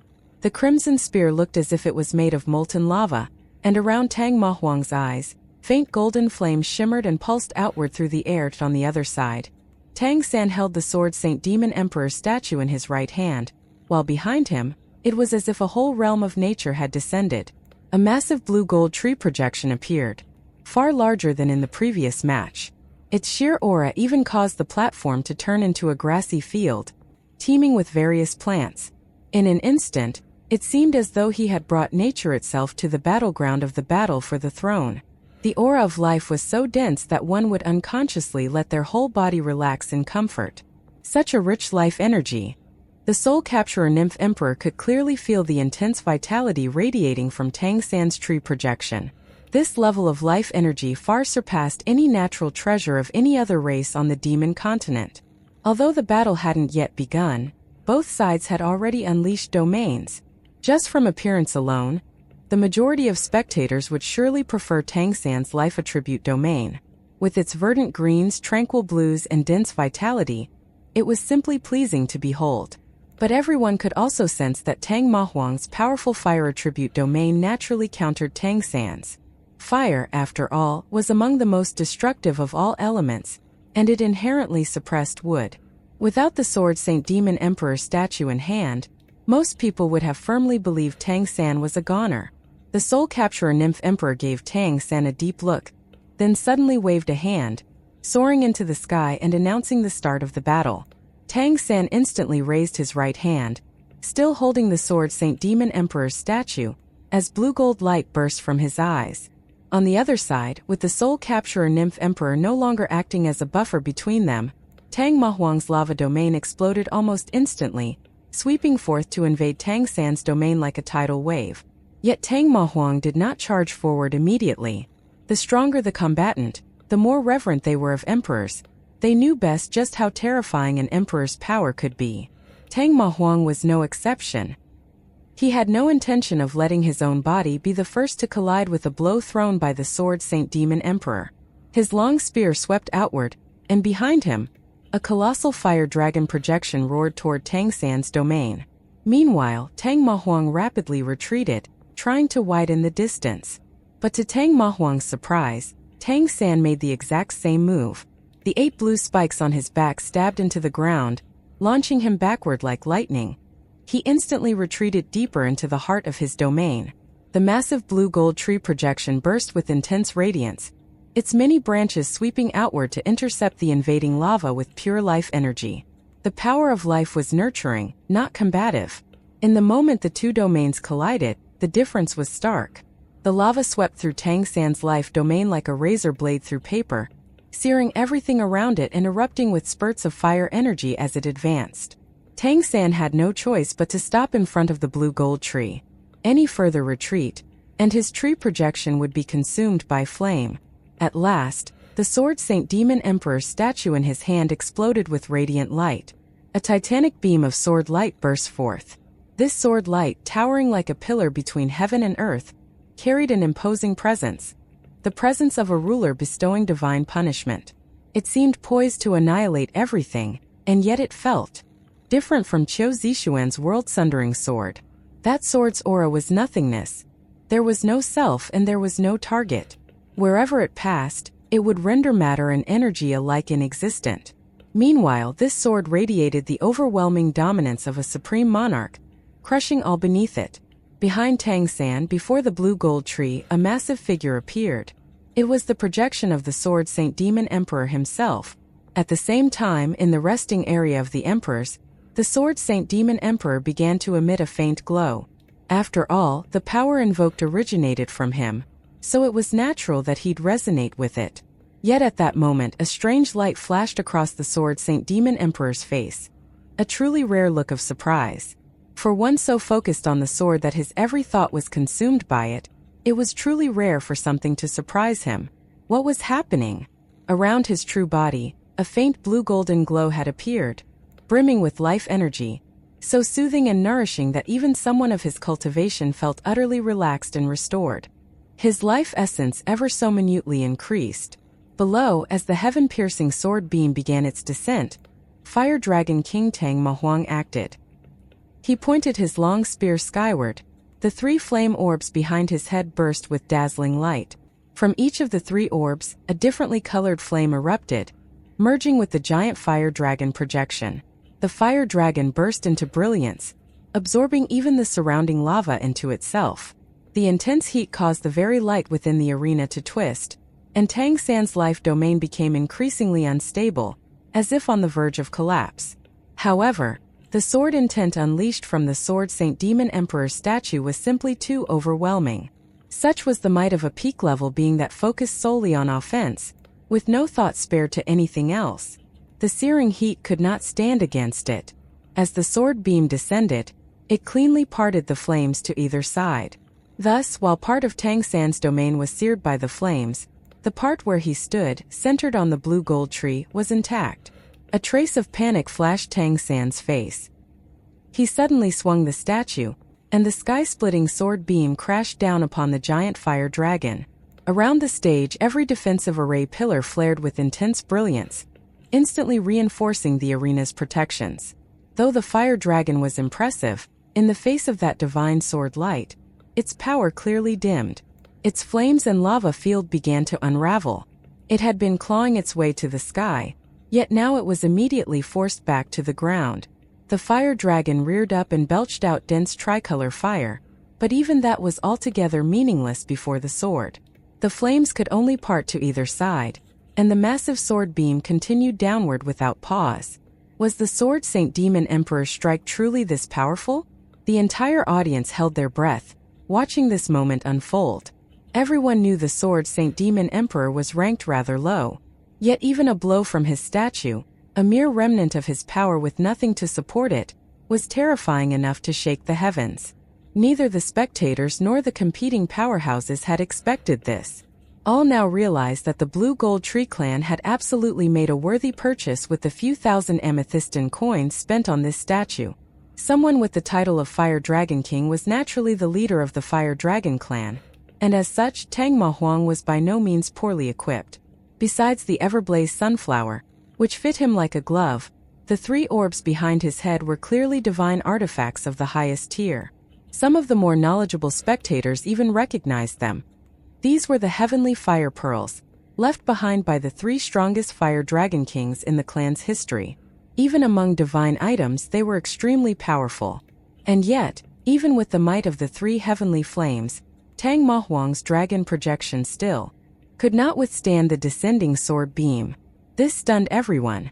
Even though it was just a projection, it was the manifestation of his own bloodline power and divine consciousness. If it was destroyed, Tang Mahuang would unquestionably suffer severe backlash and be heavily injured. In that critical moment, Tang Mahuang didn't hesitate. He did not lack combat experience by any means, and he could tell when the time came to take decisive action. If he didn't go all out now, he might not get another chance. He had thought he held the statue in high enough regard, but as it turned out, he had still underestimated it. With a loud and piercing dragon roar, Tang Mahuang gave up his human form in exchange for his true dragon body. He transformed almost instantly into a streak of crimson light, merging directly into the massive fire dragon projection. The moment his body merged, the enormous fire dragon shrank by about a third, putting more distance between it and the sword light beam. At the same time, the fire dragon's body became significantly more solid, and a large flower bloomed atop the fire dragon's head, the Everblaze Sunflower. Empowered by the Everblaze Sunflower, the flames around the fire dragon burst skyward with tangible intensity, slightly slowing the descent of the massive sword light. At the same time, the fire dragon opened its maw and spat out the heavenly fire pearls. Like shooting stars, the three flaming pearls struck the descending sword light in succession. They exploded with massive bursts of flame in red, orange, and blue hues. The sword light, which appeared capable of splitting the heavens, stalled 3 times under the assault, its seemingly unstoppable momentum visibly dimmed. Yet in the end, the heavenly fire pearls were all blasted away, one after another. The now diminished sword light still pressed downward, continuing its descent toward the fire dragon. Tang Mahuang had poured his full power into activating the heavenly fire pearls. With the might of his clan's most powerful divine items and his own peak Great Demon King cultivation, he still couldn't fully block the sword light?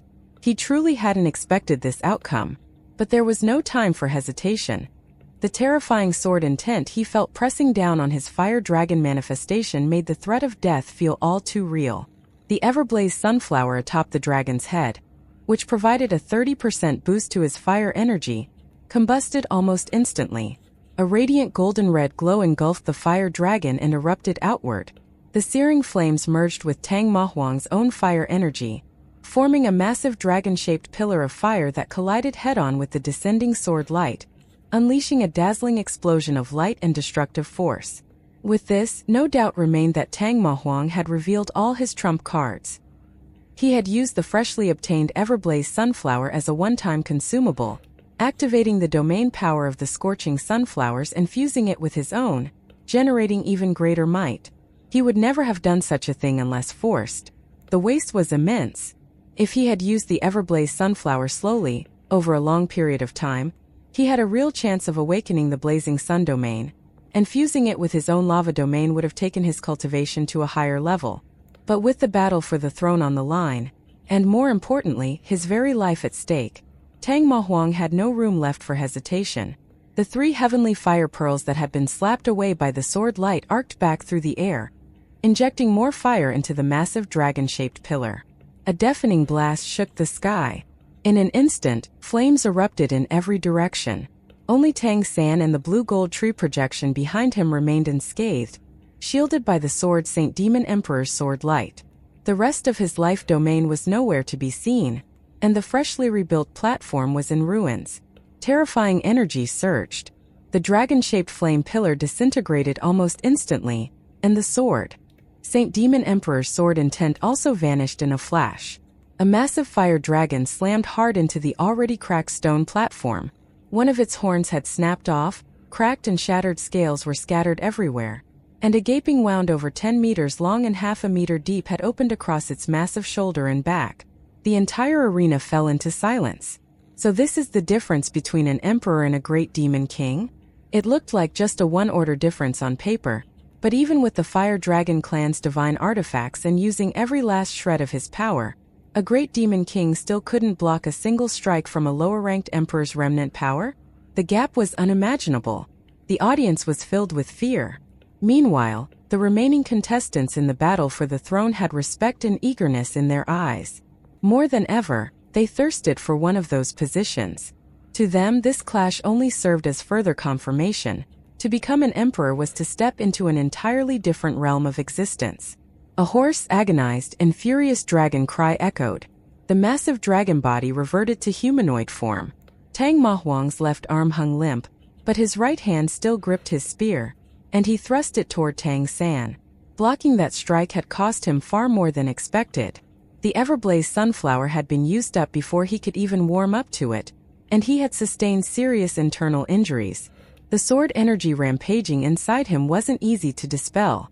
He knew this would greatly impact his chances in the rest of the competition. How could he not be furious? But as he charged toward Tang San, he suddenly paled. To his absolute shock, he saw that the sword Saint Demon Emperor's projection behind Tang San had not vanished, and the statue in Tang San's hand still hadn't disappeared either. Then, to his absolute horror, he saw the Blue Gold Tree Clan leader flash him a bright smile.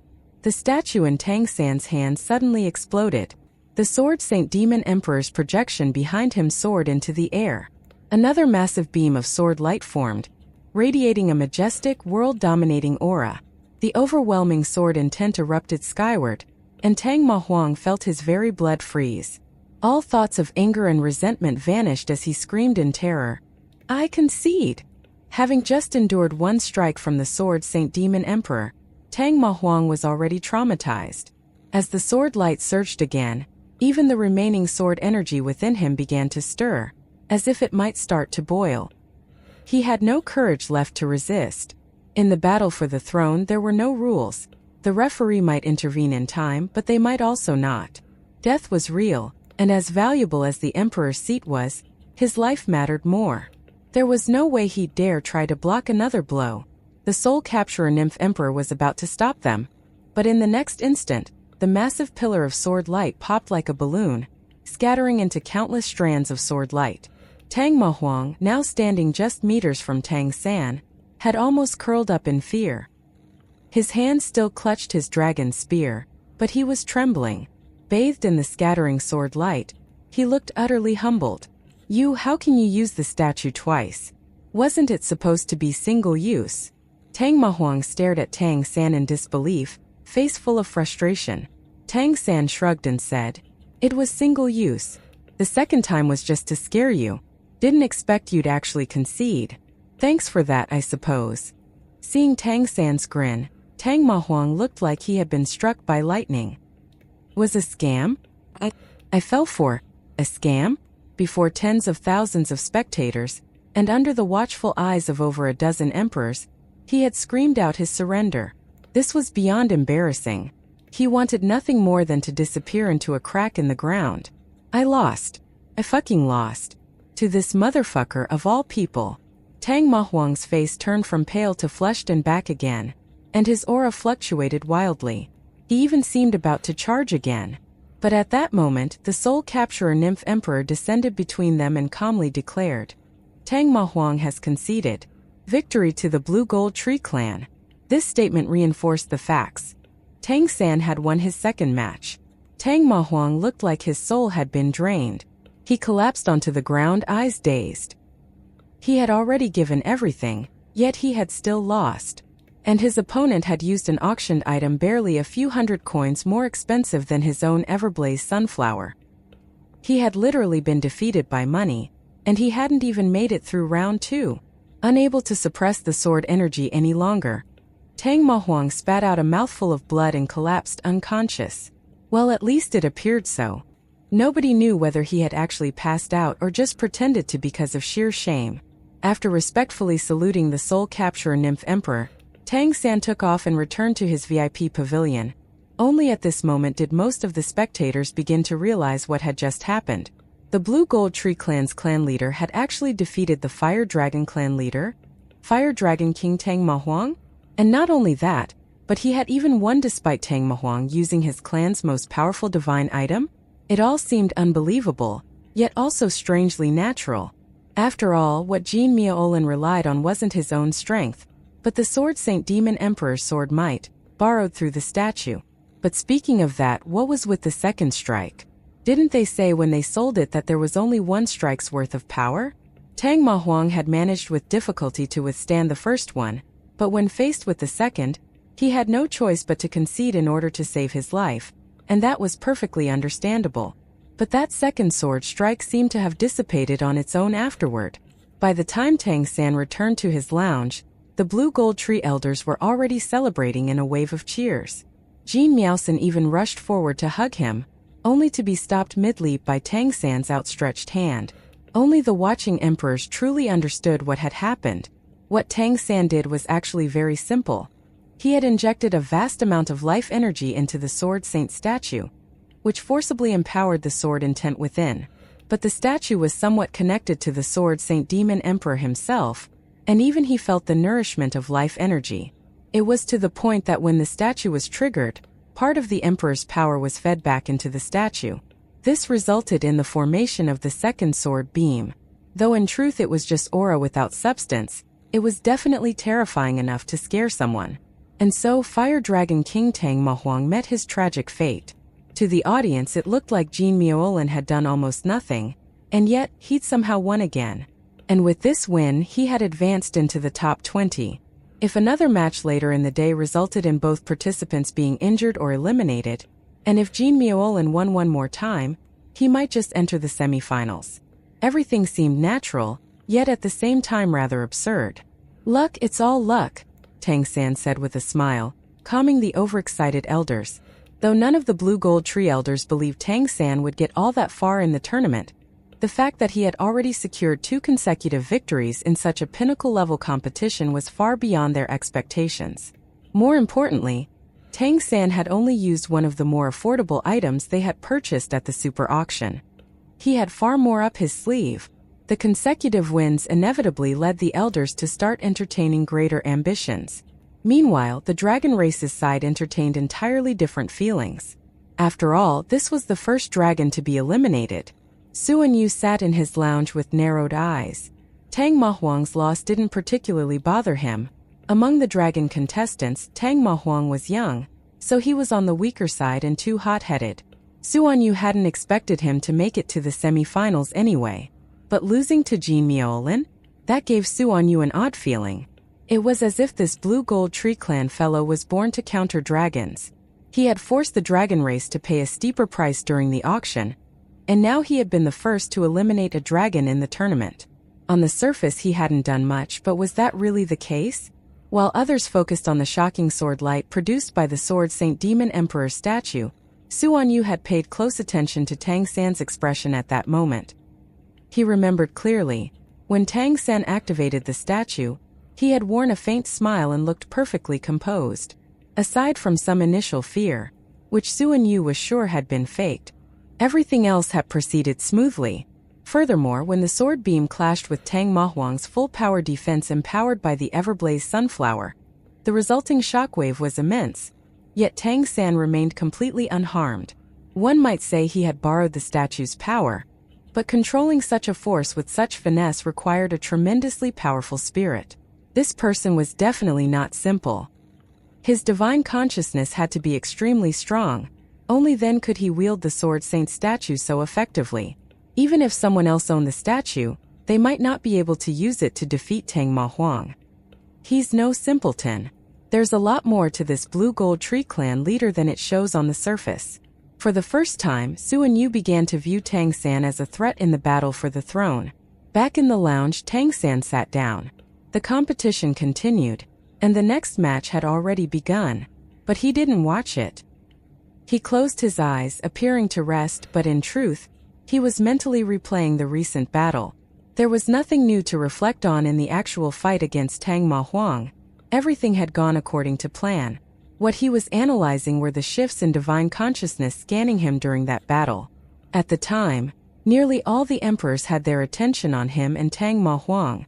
When the Sword Saint Demon Emperor sensed the surge of life energy he provided, the divine consciousness scanning him had increased several-fold. The Soul Capturer Nymph Emperor had also been monitoring his changes closely. The other emperor's divine scans had intensified notably at the moment the statue unleashed its second sword beam. All of this had been part of Tang San's plan. As for the weaker divine scans, they didn't matter. He wanted to leave the emperors with the impression that he was a clever and somewhat capable person, one with noteworthy life energy abilities and nothing more. So from start to finish, he had truly only used the Blue Gold Tree clan's life attribute bloodline imprint. But when it came to controlling the battlefield and activating the statue, the power of his divine consciousness couldn't be hidden. Anyone with sharp insight would now realize. His divine consciousness was on par with the very best of peak great demon kings. This couldn't be helped. Completely hiding everything was impossible. As long as he didn't arouse true suspicion, it was fine. "Let's go," Tang San said, opening his eyes and addressing the elders. "Clan leader, aren't you going to observe your potential opponents?" the Grand Elder asked. Tang San replied helplessly. "Would observing them help me in any way? Besides, I don't even know who I'll face next. Better to return and rest." Jean Miaosen grinned. "Did you use up that much energy? Still need to rest." Tang San glared. "Do you think activating that statue was as easy as it looked? I spent quite a bit of energy. Let's go." With that, he led the way out, and the other elders quickly followed. By now, the audience's attention had shifted back to the ongoing matches, and few noticed that the Blue Gold Tree clan had quietly departed. Leaving the venue, they returned directly to the White Tiger Hotel, traveling by carriage and not stopping elsewhere. As per Tang San's request, they also held no celebration for today's victory. Back in his room, Tang San locked the door, then sat cross-legged on the living room sofa. A gentle, twisting radiance spread from him, the power of the space-time lighthouse. That soft light heightened his spiritual sensitivity, allowing him to detect any probing divine consciousness. Though he wasn't yet on the Emperor's level in terms of cultivation, his divine consciousness was on a vastly superior level quality-wise thanks to his divine seat. In this focused state, no scan could escape his notice.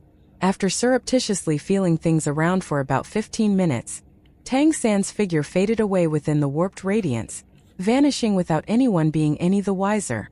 The space-time lighthouse greatly empowered both the Peacock transformation and the Chrono transformation, granting them capabilities on par with transcendent bloodlines.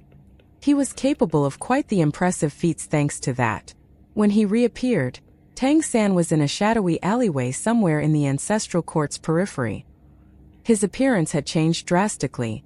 He now looked like an ordinary human, and he was clad in a large cloak that concealed his figure entirely. It was that same familiar little tavern. Tang San made his way to the innermost corner, sat down and waited quietly. Today, the tavern had no other patrons, likely because everyone was watching the battle for the throne. The barkeeper brought Tang San a mug of ale without saying a word, then retreated on his own. Before long, a vague, illusionary figure began to condense at the table opposite Tang San, as if mist had suddenly gathered and then taken on life. "How's it going?" Tang San asked calmly. "Smoothly. Separation has begun. Must be cautious, progress will be slow." Confident you can fool his senses? Otherwise it's pointless. Tang San nodded slightly. "I've paid you good money already. I wouldn't have done it if I wasn't confident. Just follow my plan. There's no rush. The battle for the throne will go on for a while yet, More than enough time for your preparations. Stealth is the top priority. When the time comes, I'll tell you. As long as you're sure. Money's non-refundable. I'm not asking for a refund. Just get it done as agreed. With that, the light around Tang San gently twisted, and in the next instant, he vanished into thin air. The cloaked figure froze for a long moment before slowly exhaling. Then their form dissolved into mist and disappeared as well.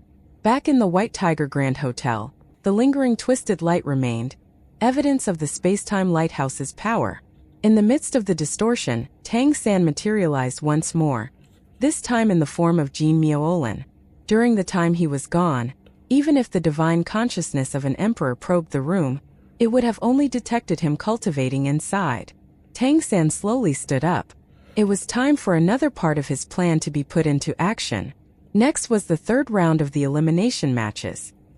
He'd breezed through the first 2 rounds thanks to the Sword Saint statue, but what about the third?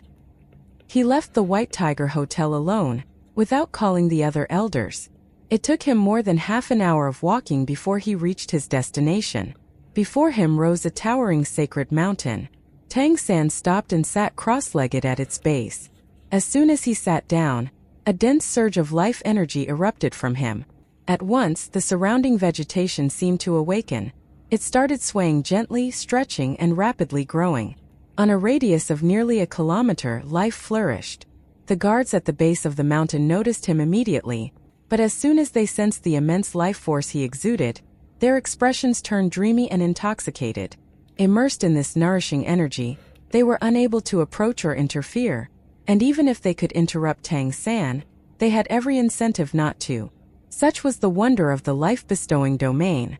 Even the Blue Gold Tree clan members themselves couldn't wield it properly, but in Tang San's hands, it had become endlessly versatile. He sat there silently, deep in meditation. Time passed by quickly. Eventually, a warm voice rang out in his sea of consciousness. "Are you here to see me?"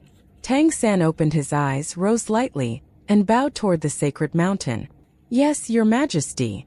"Come up then." A golden red beam of light, like a blazing sun, descended from the sky and enveloped Tang San. His life force surged even more vigorously. Without resisting, he allowed the golden red radiance to lift him up. In the blink of an eye, he vanished. Yet even after he was gone, the area remained rich with vibrant life energy. In the next instant, Tang San stood before a grand palace.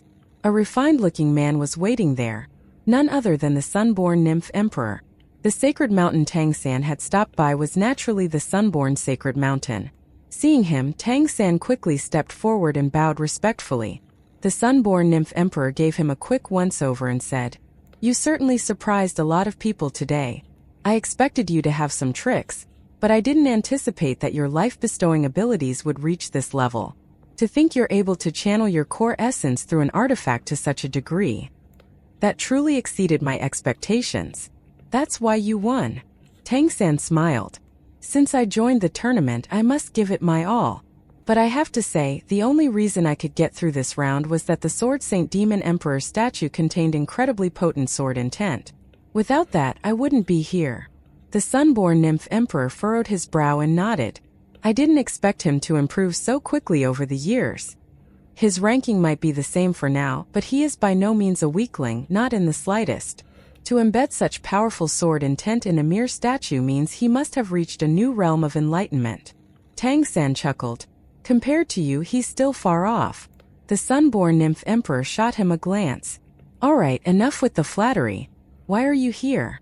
Is it about the next round?" Tang San nodded. "Your Majesty, I want to win. Since I'm already in the tournament, I want to try to reach the top." The Sunborn Nymph Emperor looked at him with surprise. "You have your sights set on an emperor's seat?" Tang San countered. "Your Majesty, don't you think it would benefit our side if I secured one of the seats? And the Empyrean Dominion wouldn't oppose it too much, either. I could remain in the ancestral court with legitimacy and potentially become its life core in the future.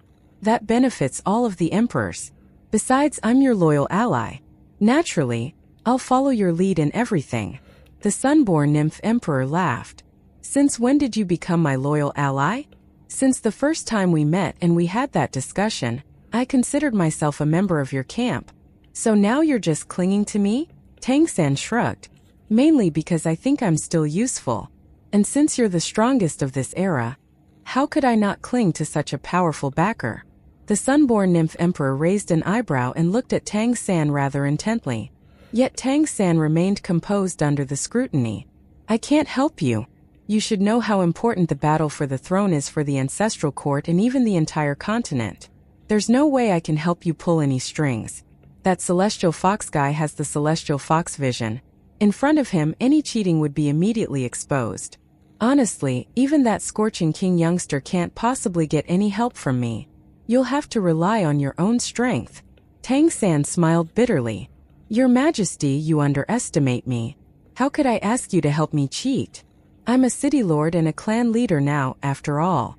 The Sunborn Nymph Emperor raised an eyebrow. You ran here right after your match. Wasn't it to ask me to help you cheat? Tang San rolled his eyes. Of course not. I don't want you to assist me during the match or anything. I just like a little help before it. I have some things I need to deal with and I need your protection while I'm doing that. This time, the Sunborn Nymph Emperor looked intrigued. Protection? What kind of protection? Lowering his voice, Tang San whispered a few words. The Sunborn Nymph Emperor's eyes lit up. You think you can pull that off? How confident are you? Tang San said.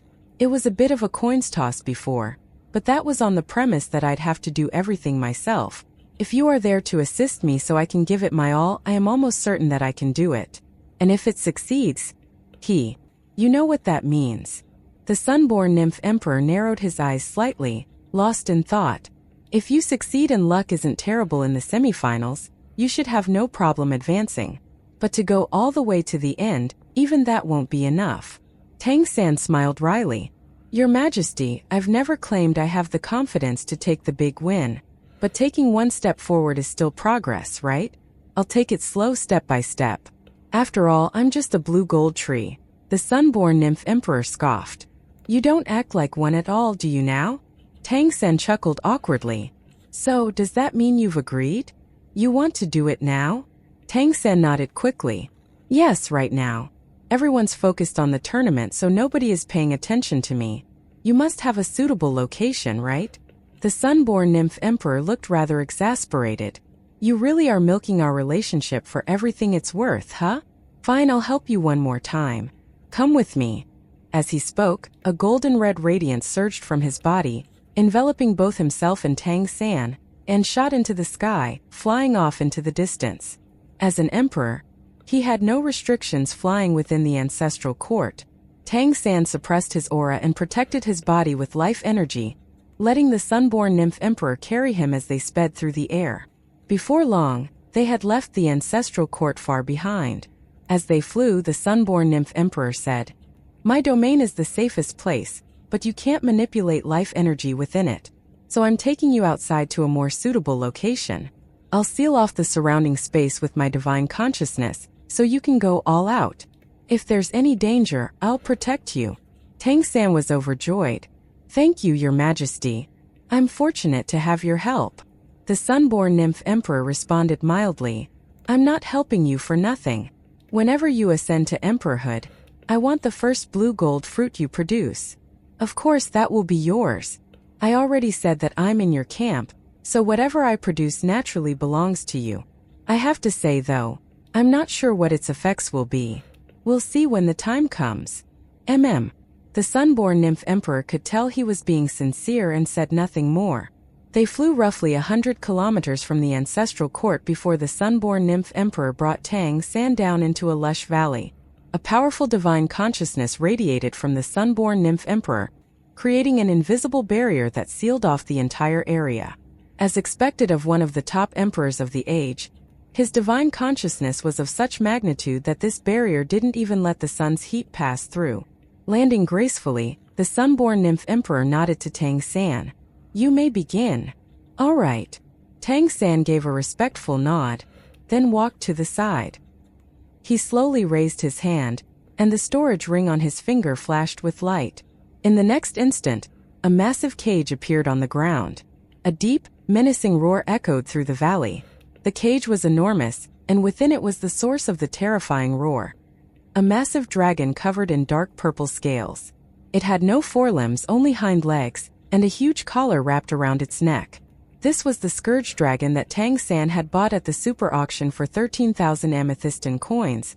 The one crystalline said was a so-called puppet dragon, a mutated dragon whose combat strength was near the level of an emperor.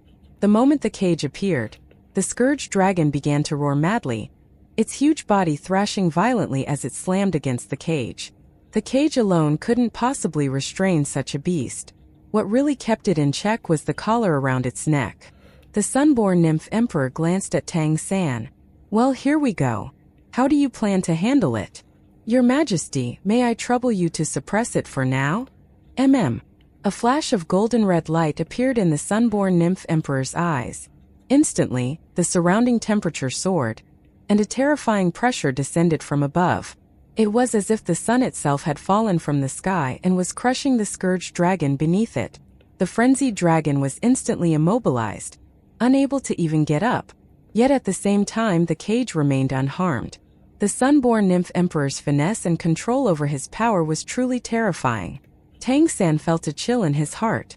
The sunborn nymph emperor was even stronger than he'd expected. While suppressing the scourge dragon, he was also subtly showing Tang San his strength. The scourge dragon still tried to struggle. Even facing an emperor, its madness left it with no intent to submit. Tang San didn't dare hesitate. He stepped forward and used the key given to him at the auction to unlock the cage. The side gate of the cage swung open. Tang San entered directly, deactivated the cage's array, and opened the top as well, leaving an opening large enough for the scourge dragon to get out. Everyone knew what this creature was meant for when it appeared at the auction. A weapon of pure destruction. A beast unleashed in a city would cause unimaginable devastation. The problem was, of course, that everyone now knew who owned it. If it went on a rampage someday, the buyer would be held accountable. That was why such a terrifying creature was sold for only 13,000 amethystine coins. Its uncontrollable nature and public ownership meant that it was far more of a liability than it was an asset. Tang San flew up, positioning himself just above the scourge dragon's head, which it could still barely lift. On its head was a single slanted horn glowing with a deep purple light. The aura of annihilation it emitted made even Tang San feel uneasy. Without the sunborn nymph emperor suppressing it, it would have taken him a tremendous effort to subdue this beast. Its power could likely even resist suppression by his divine seat. Controlling it safely required one thing and one thing alone: absolute, overwhelming force. Tang San took a deep breath and said toward the sunborn nymph emperor, "Your Majesty, I'll need you to maintain the pressure. I'm going to remove the collar." "You're going to do what now? Then how will you keep it under control?" the sunborn nymph emperor asked with some surprise. Tang San replied, "Without removing the collar, there's no way to win its loyalty, not even if all emperors gather up and beat it into submission. I want to give it a try. If it doesn't work, I'll just put the collar back on." He had already been told how to use the collar and what resources were needed. Thus, he was well aware that the collar could only temporarily pacify the scourge dragon, and it came at a steep cost. He had initially considered releasing it directly during the tournament to wreak havoc, but it was far too uncontrollable, and the collar would not help him in that respect. Once it was activated and the dragon was pacified, it would simply slump down and proceed to do nothing at all. In other words, it just wasn't possible to make the dragon do his bidding. Thus, after careful consideration, he had put together a broader strategy. After using the sword Saint Demon Emperor's statue, the next step was to tame the scourge dragon. The entire dragon race had no real solution to the scourge dragon's power. But as a former god king, how could he not have encountered annihilation before? Back in the Douluo divine realm there were 5 god kings: the supreme god King Azura, as well as the goddess of kindness, god of evil, goddess of life, and god of annihilation. Tang San himself had taken over the seat of the Azura god, thus becoming the ruler of the divine realm. As for life and annihilation, these divine seats controlled the most fundamental laws of the divine realm. Life and annihilation, creation and destruction, these two were inextricably intertwined. Now Tang San carried the ancestral tree's imprint, which gave him full access to the life origin of the plane. Meanwhile, the Scourge Dragon's annihilation energy was not at the level of the Divine Realm's God of Annihilation. Powerful though it was, it still belonged to this plane. Tang San had a hunch that this annihilation energy might actually be a product of fortune reversal. In other words, the birth of such a unique being was an indirect result of the Celestial Fox Demon Emperor's influence. So now, though Tang San couldn't fully subdue it, it was still possible to control it to a certain extent through life energy. And with the Sunborn Nymph Emperor helping him suppress it, he was almost certain that his endeavor would succeed. Well, you should be careful either way, the Sunborn Nymph Emperor warned him. Even he held some wariness toward the Scourge Dragon's destructive power. The special attribute of its energy was something he had never seen elsewhere, and it was without equal across the entire demon continent. If it hadn't been so uncontrollable, the dragon race wouldn't have put it up for auction. Standing atop the dragon's head, Tang San grabbed the collar around the Scourge Dragon's neck, and it started to glow with a soft light. After the auction, Tang San had been informed about the collar's functionality, and he had also studied it thoroughly, so he knew how to remove it. He slowly activated the arrays carved into it. With a series of clacking sounds, the collar slowly opened. The moment it was removed, the Scourge Dragon's destructive aura surged violently. Its massive body heaved upward, but the Sunborn Nymph Emperor instantly increased his suppressive might, keeping the beast immobile. Tang San carefully put away the collar. It was undoubtedly a precious item among precious items. How many shackles of this world had the power to suppress a creature that was nearly on par with an emperor? It was rather likely that half of that 13,000 amethystine coins Tang San had paid had been for the collar alone. Apart from lacking spirituality, it was unquestionably on par with a high-quality divine item. A surge of rich life energy burst forth from Tang San, accompanied by radiant blue-golden light. The life force flowed into his hands, coating them in a shimmering blue-golden hue. Reaching out, he slowly grasped the single horn atop the Scourge Dragon's head. Instantly, a surge of deep purple destructive energy erupted from the horn. When it collided with Tang San's life energy, it was like ice water hitting hot oil. An explosive shockwave of energy radiated outward, and golden purple light flared from the dragon's head. The dragon let out a strange sound, part roar, part low groan, somewhere between pain and relief. Then, remarkably, its struggles weakened significantly. The Sunborn Nymph Emperor stared in astonishment. This actually worked? Tang San kept his eyes closed, and the 8 sharp spikes on his back slowly extended and pierced into the scales on the Scourge Dragon's head. A thicker wave of life energy gushed from him like liquid, flowing into the Scourge Dragon's skull. This massive savage beast began to tremble under the pure, powerful life energy. The faint quivers of its body slowly intensified, turning into full-on trembling. Yet at the same time, its resistance against the Sunborn Nymph Emperor slowly diminished, and its struggle faded bit by bit. Tang San's grip on its horn never loosened. With each breath, the blue-golden light he radiated flickered. A strange phenomenon began to unfold. The Scourge Dragon's annihilation energy, once wildly chaotic, began to flicker in synchronization with the pulsing of Tang San's life energy. The purple glow started to mimic the rhythm of the blue-golden one, flickering in unison. The dragon's violent thrashing had entirely calmed down, and its vicious purple eyes began to clear. Tang San's divine consciousness radiated with intent, and it was completely out in the open, allowing the Sunborn Nymph Emperor to perceive everything. Your bloodline power is extremely chaotic, and it's impossible for me to stabilize it right now. But I believe, nourished by life energy, you will gradually find balance. Your energy is incredibly powerful, but it has invaded your divine consciousness, causing your mind to fracture. I'm cleansing the destructive instincts from your consciousness. You need to learn to gather your divine consciousness and use it to control your power. When the day comes that you can fully command your body, that will be the day you truly belong to yourself.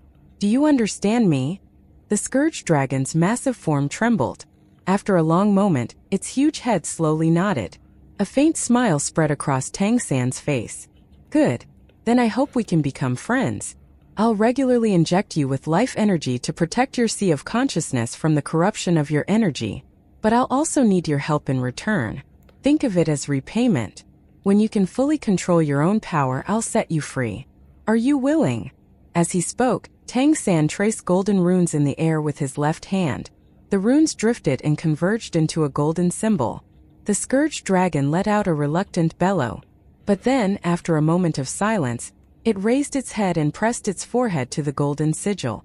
With a flash of golden light, the symbol sank into its massive head. The moment it entered its sea of consciousness, the scourged dragon stiffened slightly, and its eyes rolled upward, as if it wanted to glance at Tang San. Tang San let go of the horn and gently patted it. I trust you can feel my sincerity. When you can fully control yourself, you'll be free to go and do as you please. Until then, we're partners. Agreed. Roar. The dragon's deep growl turned sonorous. In that moment, the sun-born nymph emperor could clearly sense a surge of excitement from the massive creature. The former madness had completely vanished. The sun-born nymph emperor stared in disbelief. This was something even he hadn't managed. If he could have, the dragon would never have been auctioned off. Yet Tang San had succeeded. Your Excellency, you may withdraw your power now, Tang San called. The sun-born nymph emperor stopped pressing down on the dragon and flew over to Tang San, gazing at him in shock. All right, spill it out. How did you do that? Tang San smiled. It all comes down to matching attributes.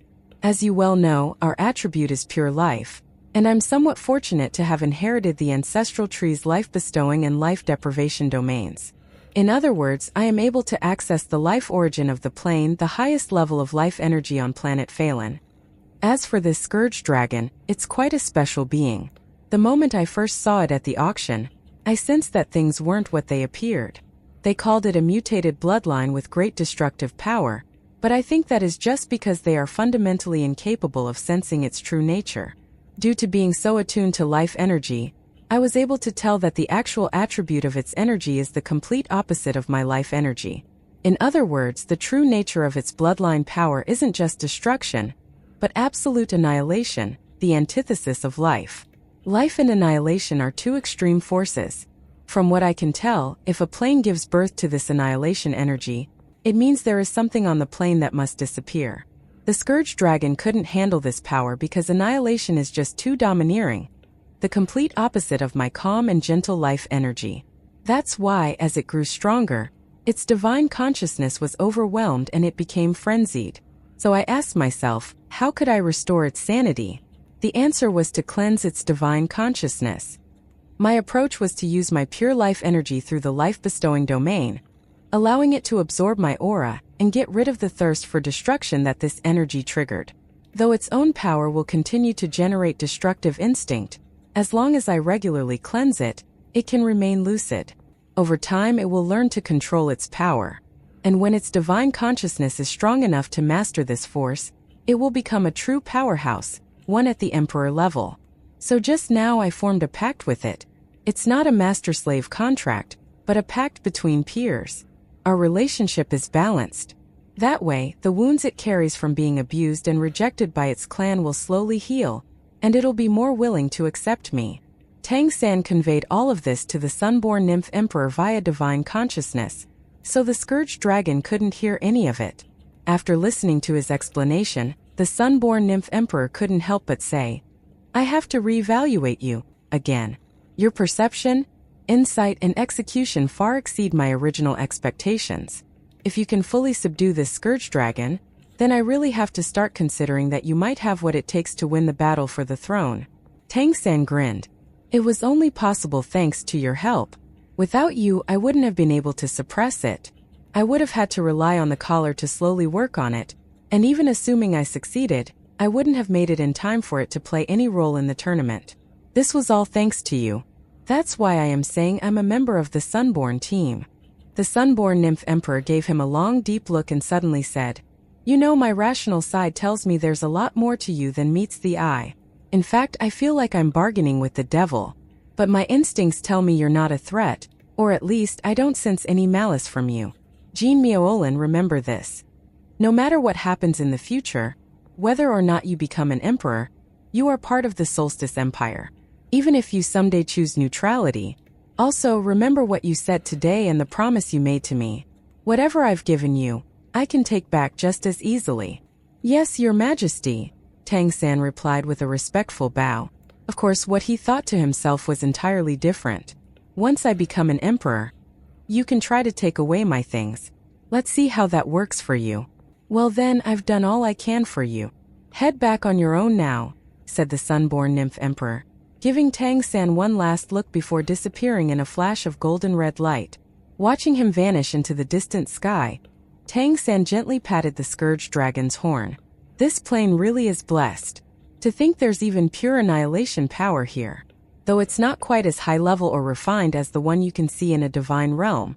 If it's cultivated properly, it could definitely become a cornerstone of a future divine realm on this plane. By the way, brother dragon, do you have a name? The massive head shook slightly, then let out a low growl. Tang San could sense the scourge dragon's thoughts. He hadn't had an easy life, quite on the contrary. 1. The scourge dragon let out a low growl, clearly in agreement. With this, the frenzied beast was gone, and scourge dragon Nihil was born. The second round of the men's bracket had concluded. Only 18 contenders remained, meaning that the next round would determine the top 9. The ancestral court announced a new decision. The upcoming round would be the final elimination round for the men's bracket. The 9 remaining would enter a round-robin stage to ensure that everyone's abilities were showcased to the greatest extent possible. This raised the stakes for the third round. Those who passed would have room for error and tactical flexibility in the round-robin. Points would matter there, but until then it was all or nothing.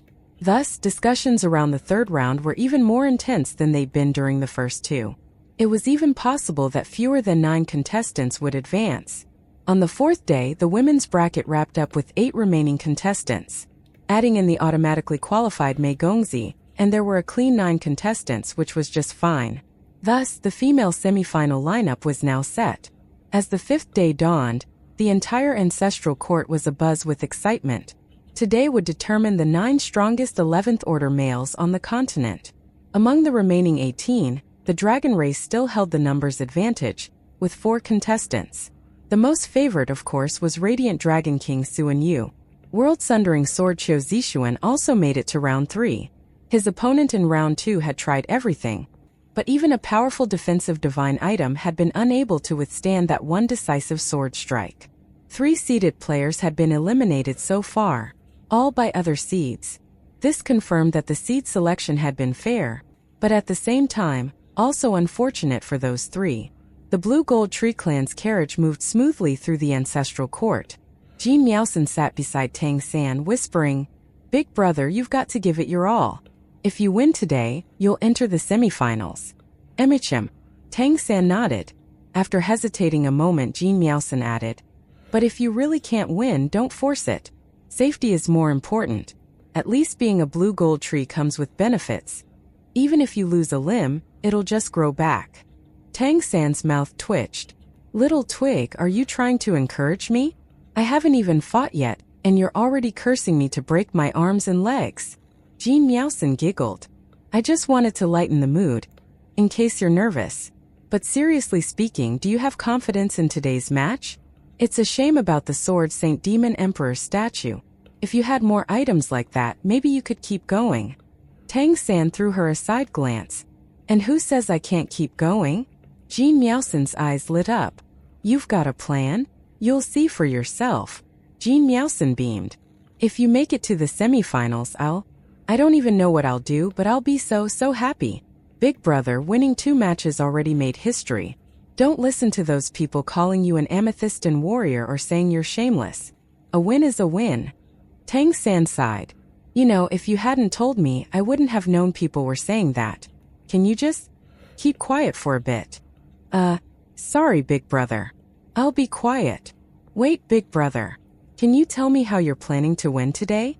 Do you have a secret weapon? Come on, tell me." By morning, the stadium was already packed. In the waiting area, the number of contestants had significantly decreased. Including those with private lounges, the holding zone felt almost empty. Big Cat sat silently among them, his expression heavy. He had survived round 2 barely. His divine armor was ruined, and even with a day of rest and healing treasures, he wasn't fully recovered. He had yet to face the opponent he most wanted to fight. He didn't know if round 3 would bring that chance.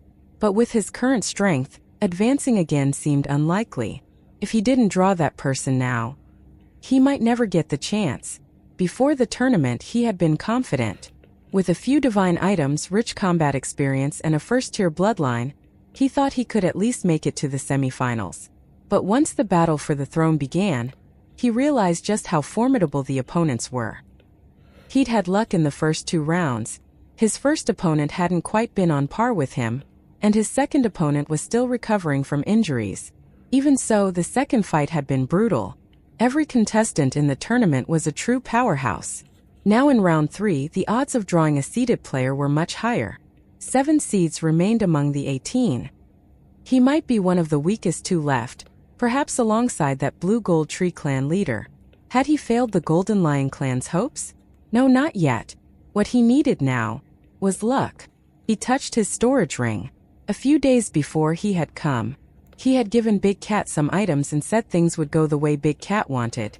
Hopefully he was right. But where was he? Why hadn't he appeared in the matchmaking tournament?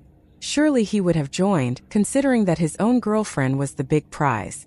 Yet Big Cat hadn't seen his name among the contestants. He had no way of knowing that the very person he was fretting about was calmly drinking tea in his VIP pavilion. The Blue Gold Tree clan elders sat behind him, sweating. Without the Sword Saint statue, how could their leader win the third match? Powerful auras bloomed across the mountain. The emperors had arrived. Prepare for the draw, came the familiar voice of the celestial fox demon emperor. Tang San set down his teacup and stepped outside. Ning Chenin also emerged from his own VIP pavilion. He grinned. Clan leader Jean, if I draw you today, that'll be lucky. Tang San smiled. Odds are pretty high. You might just get your wish. Ning Chenin laughed. I look forward to it. All the contestants gathered in the open air. A white light sphere descended from the sky, but no one rushed forward this time. This draw was critical. Luck would determine who had a shot at the semifinals. No one wanted to draw a seed, and the seeds themselves were especially wary of other seeds. Tang San didn't care. He stepped up first and reached into the void. A ball of white light landed in his hand. Ning Chenin showed no intention of following suit. What number did you get, clan leader Jean? Tang San held up his light orb. Number 1. The first one? That's unlucky. First to be eliminated, how unfortunate. Ning Chenin looked at Tang San with mock regret, but was met with Tang San's calm smile. 1. In case you wonder why we're switching the pronouns, it's because the dragon now has a proper personality and a name, and Tang San calls it brother. We can assume Tang San knows how to tell if a lizard is male or female. Probably. Ref. At first, he was hailed as a prodigy for awakening an unprecedented bloodline power, and he had even been considered another potential crystal demon emperor. But as he grew stronger, the destructive intent began to invade his mind, making him periodically go berserk. Eventually, he lost all control of himself, and as a result he ended up having to be locked in a cage. He was then subjected to all kinds of abuse, becoming nothing more than an experiment and finally being shackled with a collar, the only thing that could still keep him under control. How could he not harbor resentment? Though he was a dragon, he loathed the dragon race deeply.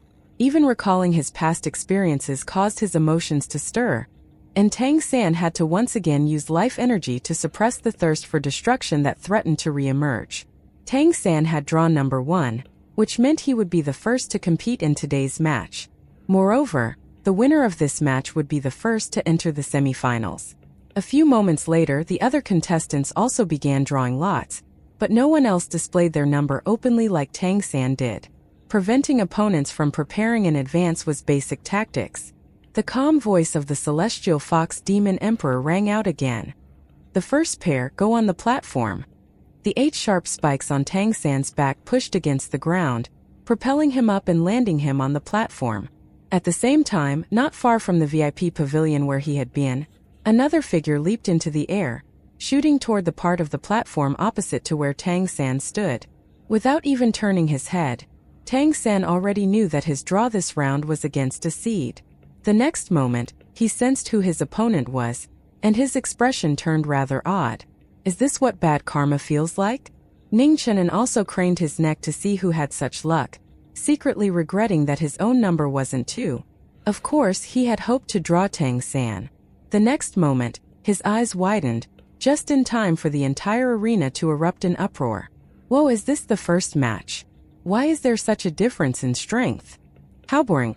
Without the statue, Tang San was undoubtedly seen by all as the weakest among the 18 contestants in this third round, and his opponent, landing almost simultaneously across from him, had already been praised as a super strong contestant in previous rounds, one of the people with the best chance of making it to the end of the battle for the throne. He was most definitely among the favorites. If I've ever seen karma happening, this must be it. Is this the price of using the sword Saint Demon Emperor's statue? Ning Chunen, after his brief disappointment, now felt a bit of schadenfreude. The figure standing before Tang San wore a calm expression, no different from when he faced other opponents. He was none other than Qiu Zixuan, the top genius of the red-crowned crane lineage, heir to the sword Saint Demon Emperor, and one whose very first strike in this competition had earned him the title of world-sundering sword. Yes, Tang San's luck was downright abysmal, to draw in the final qualification round an opponent who, based on previous matches, ranked among the top 5 in strength. At this moment, the referee descended from the sky. The referee for this match happened to be Tang San's patron and most favorite boss, and perhaps the strongest emperor alive, Sunborn himself. Seeing who Tang San's opponent was, the Sunborn Nymph Emperor was surprised, and a rather peculiar look emerged on his face. Among all the emperors, only he knew what Tang San's trump card was. Well, at least so he believed. But could the Scourge Dragon help Tang San block Qiu Zixuan's world-sundering sword? These top great demon kings, especially seated contestants, all had strength approaching that of an emperor. And while approaching emperor level still meant they fell far short of a true emperor, Tang San's Scourge Dragon had just been contracted. There was no way they'd have much rapport yet. Moreover, the Scourge Dragon's true combat strength was still uncertain, while Qiu Zixuan's terrifying burst power had been witnessed by all. If the Scourge Dragon couldn't block him, Tang San would surely lose, and blocking him was no easy task. Still, the Sunborn Nymph Emperor held out some hope for Tang San. At least his view differed from the audience's assumption that Tang San was bound to lose. Tang San bowed to the Sunborn Nymph Emperor, and on the other side, Qiu Zixuan also saluted. The Sunborn Nymph Emperor nodded in response. Contestants, prepare. Under the scrutinizing gaze of so many eyes, the Sunborn Nymph Emperor naturally wouldn't show any bias. In fact, he wouldn't have shown bias anyway. After helping Tang San subdue the Scourge Dragon, he had developed a whole new opinion of this Blue Gold Tree clan leader. What he most hoped to see now was whether Tang San could defy the odds and create a miracle when facing such a strong opponent. Qiu Zixuan closed his eyes, and his sword intent instantly solidified. At this moment he seemed to vanish entirely, leaving only the sword between heaven and earth. His powerful sword intent soared sky-high but did not dissipate. Instead, his momentum climbed rapidly. There was no illusory light or shadow, only the mighty blade of sword energy that seemed ready to cleave heaven and earth apart. The Sunborn Nymph Emperor's gaze subconsciously turned to Tang San. His divine consciousness was so powerful that just from the sword intent Qiu Zixuan emitted, he felt Tang San was in real danger. The Scourge Dragon was technically stronger than any participant in this tournament, but its strength lay in overall might, not instantaneous bursts. Its annihilation energy was also not something that could be controlled so easily. In other words, Qiu Zixuan's all-out style was the perfect counter to the Scourge Dragon. In other words, Tang San's new friend even risked perishing if he was unable to withstand the strike. But to the Sunborn Nymph Emperor's surprise, Tang San did not summon the Scourge Dragon. He just stood there calmly, the projection of a tree full of life energy appearing behind him. Pure life energy swirled around him. In terms of appearance alone, it was every bit on par with his opponent's manifestation. Even the Sunborn Nymph Emperor felt rather comfortable sensing that pure life energy. "Are you ready?" he couldn't help but ask. Was Tang San planning to concede without summoning the Scourge Dragon? Tang San grinned at him and said, "I am ready, Your Majesty. Thank you for your concern." The Sunborn Nymph Emperor's mouth twitched. If he planned to concede, why not say so now? Was he waiting to get killed? But even as the strongest emperor alive, he could ask no further questions now. Otherwise, his fairness and impartiality would be called into question. He truly didn't want to see Tang San die. Yet everything pointed to the young man courting death. He glanced at Qiu Zixuan. Qiu Zixuan seemed unaware of what Tang San was doing. He was still standing with eyes closed, and his sword intent was steadily rising. Match begin. The Sunborn Nymph Emperor slowly announced the start of the match, deliberately drawing out his words in hopes Tang San would declare surrender. But Tang San remained silent, focused on his opponent. This kid, is he really intent on dying here? What the hell is he thinking? In that moment, the Sunborn Nymph Emperor even felt a flicker of anger, but he could delay no longer. He turned into a golden red light soaring skyward, while the barrier between the two contestants started to fade. Sunborn's right hand tensed up, looking more like an eagle's claw, against Qiu Zixuan's world-sundering sword. Even he had to prepare in advance if he wanted to intervene. The sword was simply too fast. He feared that if he lost focus for an instant, Tang San might no longer be there by the time he noticed it. The instant the barrier vanished entirely, Qiu Zixuan's unmatched sword intent exploded forth. His pitch-black long sword slashed out like lightning. His body and his sword were united as one, turning into unparalleled brilliance. In that instant, the heavens dimmed, as if the entire sky had been cleaved apart by the strike. The Sunborn Nymph Emperor's right hand instinctively reached out, but just as it did, it halted midair. His eyes showed a flash of astonishment.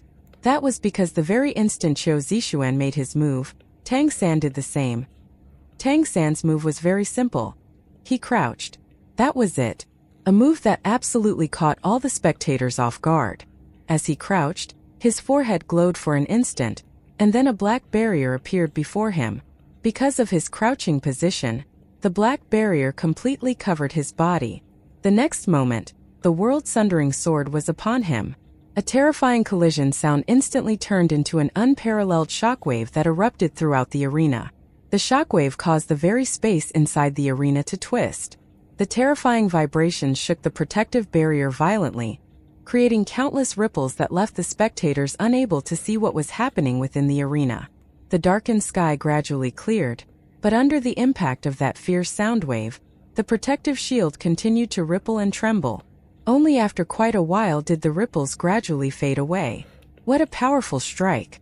The spectators were in utter shock. The phenomenon caused by this sword was even stronger and fiercer than what Qiu Zixuan had produced in the previous two matches. Is that guy dead? Was he chopped in half just like that? When that sword strike fell just now, there had clearly been no sign of the Sunborn Nymph Emperor intervening.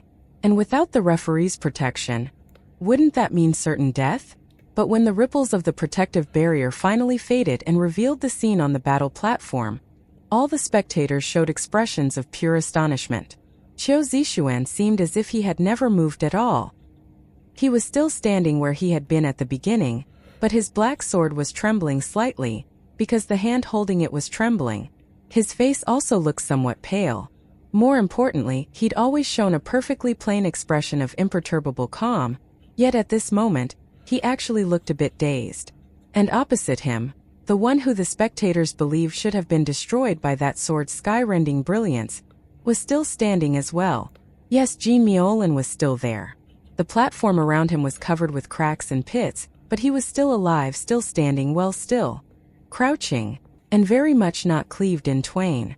Propped against him there was now a massive shield. The shield was pitch black, and rather than shining with divine light, it seemed to actually absorb the light around it, but just by being there it gave a sense of immense solidity. What the? He blocked it.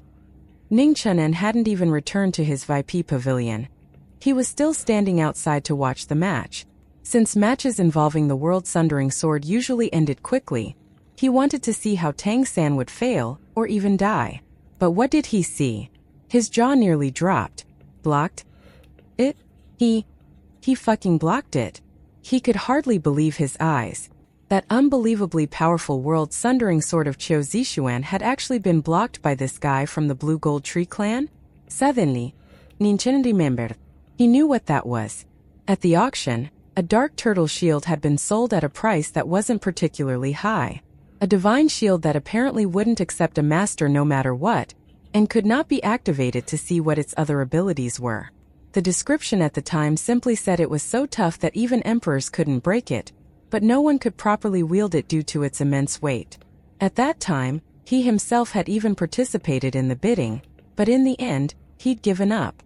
Jean Miaolin ended up buying it, and everyone thought it was just the blue gold tree wastrel fooling around.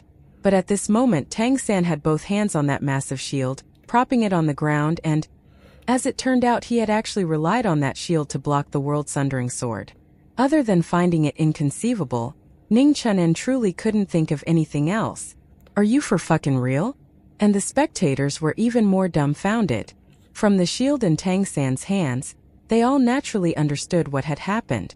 In that moment, even the weakest of spectators instinctively thought, I could have done that too. Due to his later and far more extravagant bids, everyone had already forgotten what Tang San had initially bought at the mega auction. And in this match, the power of well-invested wealth had once again come into play. The amethystan warrior had once again proven the wisdom of his auction purchases.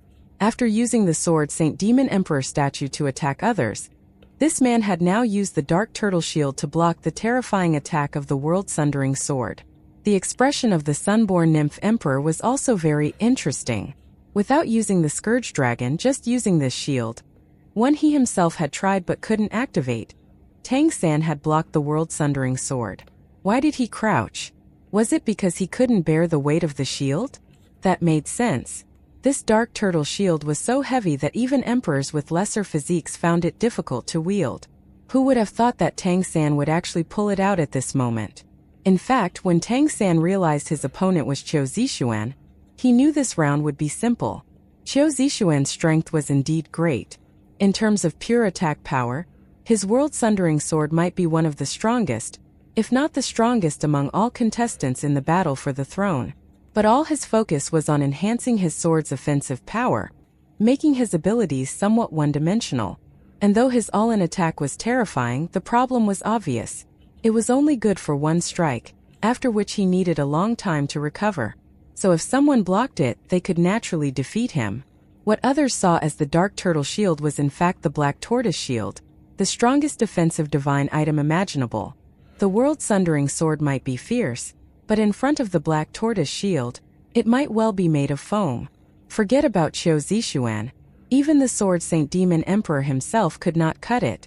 Tang San's somewhat awkward stance, using his body to brace the Black Tortoise Shield and neutralize the sword strike, was easy to explain. After all, he was nothing but a great nymph king, and not from a clan known for their massive physical strength. The Black Tortoise Shield blocked the sword's energy and the radiating sword intent, and the impact force was nothing. Most of it was deflected away by the Black Tortoise Shield. Light flashed in Tang San's hand, and the Black Tortoise Shield vanished. It didn't go into a storage ring. Such a powerful item couldn't be stored that way. Instead, it was absorbed in his sea of consciousness, but he could not allow everyone here to see that. The next moment he sprang toward Qiu Zixuan. Looking at Tang San with his body glowing blue gold, Qiu Zixuan's lips revealed a trace of bitterness as he said in a low voice, I concede. After unleashing the world-sundering sword with full power, all he had left was barely enough strength to walk out. No matter how poor the Blue Gold Tree clan was at combat, Tang San was a great nymph king. Even a casual punch of his could knock the living daylight out of Qiu Zixuan. That was his fighting style, immensely powerful but with a fatal flaw. But it was his choice, and this style had made him the strongest of the red-crowned crane lineage. The Blue Gold Tree clan wins. The Sunborn Nymph Emperor descended from the sky, standing between the two. His gaze fell on Tang San. You really are full of surprises. Tang San chuckled. Your Majesty, you are overly flattering me. I just happen to be lucky, that's all. Indeed, in the eyes of the spectators, it seemed that his victory this time was his personal merit in the same way the previous ones were. That was to say, not at all. Anyone holding a shield of such absolute defensive power could have blocked the world-sundering sword. But against any other opponent, what could he have done? The Dark Turtle Shield was so unwieldy, it was impossible to even move it to defend against something coming from the side. If that wasn't luck, what was? At the mega auction, no one knew they would face a one-strike from the front fighting style. Otherwise, whoever had bought the Dark Turtle Shield would have had a sure counter to Qiu Zixuan. And now that bargain had been snatched up by this guy from the Blue Gold Tree clan. When luck comes too often, it stops being luck. The Sunborn Nymph Emperor gave him a meaningful look and waved his hand, sending Tang San and Qiu Zixuan back to the front of their respective pavilions. Tang San landed, and at that moment, the elders of the Blue Gold Tree clan had already rushed out of the rest chamber. The next instant, they threw him into the air in celebration. A win was a win. No matter how it was achieved, their clan leader, their one and only hope, had entered the semi-finals of the battle for the throne. Although creating a miracle in the semi-finals round-robin format would be harder, 3 wins in 3 matches to enter the semi-finals was already a glory they could boast of for decades to come. When had the Blue Gold Tree clan ever been this glorious? That probably dated all the way back to the era of the ancestral tree. Ning Chenen's expression was still somewhat blank. A seeded contestant, and one of the top seeds at that, had been eliminated in such a terrible manner. Qiu Zixuan was really unlucky. It would have been better if he'd drawn number 2 himself. He would have beaten that tree guy so badly he'd be picking up his teeth from the ground. Seeing Tang San's smiling face, Ning Chenen couldn't help but grind his teeth in frustration. This guy was just too uncanny. Amethystan warrior. He truly was an Amethystan warrior. After the first 2 matches, where the Sword Saint Demon Emperor statue had helped Tang San secure victory, this title hadn't yet resounded. But now that he'd won yet another match with the Black Turtle Shield, another item he'd bought with his hard-earned Amethystan coins, the title was firmly cemented. Amethystan warrior. From the spectator stands, voices were already calling out loudly. In that moment, countless feelings of envy and jealousy arose, but there were also cheers for Tang San. After all, that, if I were there instead, I could do it too feeling made many spectators feel that Tang San had become their representative. He was clearly terribly weak, yet he was still able to defeat his opponents. So having lots of money could also make one strong. Even Tang San hadn't expected that after the battle for the throne, a wave of money-making fervor would sweep across the demon continent. Earning big money, becoming powerful, and becoming an Amethystan warrior became the motto of many demons and nymphs with poor talent. The voice of the celestial fox demon emperor sounded. Next pair, take the platform. The crowd's attention was drawn once more, just as 2 figures flew onto the platform. Big Cat had been also watching the match just now from the waiting area, and his feeling at that moment was simply indescribable. The whole thing was downright bizarre. He shed liters of blood for each hard-won victory while some people just paid to win apparently. The world-sundering sword, he knew he could never block. If he had drawn Qiu Zixuan, then other than surrendering, he would have had no choice because not surrendering meant death. With the speed of the world-sundering sword, unless the Emperor referee was ready to intervene from the start, he could be killed in an instant, and Qiu Zixuan was not the kind to give a warning twice. The bear demon he'd spared in the first match was warning enough. But this guy had relied on a not-so-expensive shield from the auction to block the attack. It made Big Cat feel he didn't know how to fight anymore. How could this be? Why was it? Was the world really this unfair? Big Cat wasn't one to complain about the whims of fate. However, the quick end of the first match meant more pressure for him, because he'd drawn number 4. This meant he would be up in the second round. Taking a deep breath, Big Cat leapt from the waiting area onto the arena. At the same time, a tall, burly figure also shot out into the arena from one of the VIP pavilions on the opposite side. When Big Cat saw his opponent, his blood boiled. Tang San was right. He had indeed brought luck to Big Cat, and in this elimination match, he had drawn the opponent he had to face. As both entered the arena, the Sunborn Nymph Emperor once again set up the barrier. Big Cat gripped the god-slaying sword, his fighting spirit surging to its peak in an instant. His pupils narrowed into slits, and fierce killing intent burst out with such power that the air on his side of the arena seemed to grow heavy. Meanwhile, in front of his VIP pavilion, Tang San had been finally placed back on the floor by the Blue Gold Tree elders. He gestured for them to return to the room, but he himself did not go back. He stood outside, watching the contestants in the arena with his own eyes rather than the big screen in the room. When Big Cat appeared, he was somewhat nervous, because he knew exactly what Big Cat was facing. Back when he last met Big Cat, He had given him, among other items, the fortune seed that the celestial fox demon emperor had his subordinate deliver as a gift for the ancestral tree's awakening. For Tang San, the fortune seed wasn't very useful. His fortune control was comparable to that of an 8-tailed celestial fox, and the lotus seed could only enhance that to a minor extent. The good fortune he experienced on the regular was far beyond what an ordinary person could expect in a lifetime. But for Big Cat, who had no such perks, it would cause an explosive increase in luck. Tang San hadn't used his discerning eye of heaven to boost Big Cat's luck, because that would have been immediately detected by the celestial fox demon emperor and brought Big Cat trouble. But the lotus seed was different. It was heaven's natural fortune, and even though it had been consolidated by the celestial fox lineage, it had been here for long enough that it was part of the ancestral court's natural environment. As long as Big Cat carried it in his storage item, it would do the job without being detected.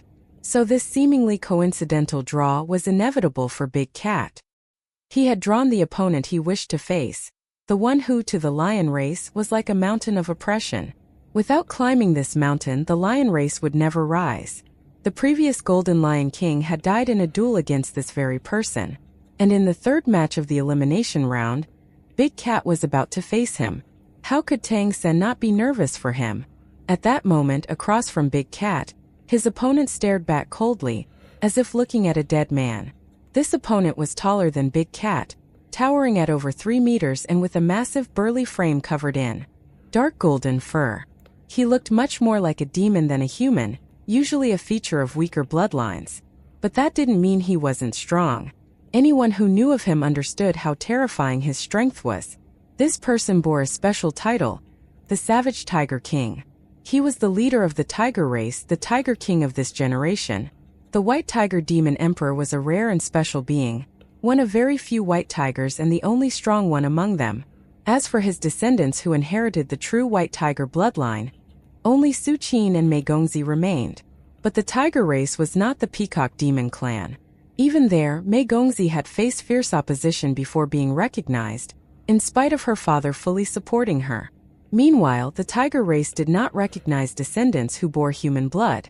So, even as an emperor, the White Tiger Demon Emperor couldn't pass his mantle to Su Qin. And even if he could, due to her bloodline purity, she could not advance beyond the Demon King level. Thus, even if she hadn't fled home many years back, the fact of the matter was that the White Tiger Demon Emperor would have remained without an heir anyway. The Savage Tiger King had made his name 500 years back. He was the strongest of the Golden Tiger lineage, second only to the White Tiger Demon Emperor among all tiger demons. The Golden Tiger Great Demon King defeated by Big Cat a few days earlier was his younger brother. But compared to him, his little brother was simply not in the same league. The Savage Tiger King's greatest achievement was challenging the White Tiger Demon Emperor. Since the tiger lineage had the White Tiger Demon Emperor, no other emperor was permitted to arise, and there was no vacant emperor seat at the time. So he chose to challenge the White Tiger Demon Emperor, and though he obviously lost, he emerged from that battle alive. Certainly one could say that the White Tiger Demon Emperor had shown mercy due to not wanting to leave the tiger race without such a powerful figure. But even so, he was ranked 4th among the demon emperors, famous for his terrifying killing intent, and most certainly not known for going easy on those who had the gall to challenge his authority. That the Savage Tiger King still had all his limbs attached following that spar spoke volumes about his formidable strength. In this battle for the throne, he was unsurprisingly one of the seated contestants, and as the Deputy City Lord of White Tiger City, he rested in the City Lord's VIP pavilion. The White Tiger Demon Emperor was the Lord of White Tiger City.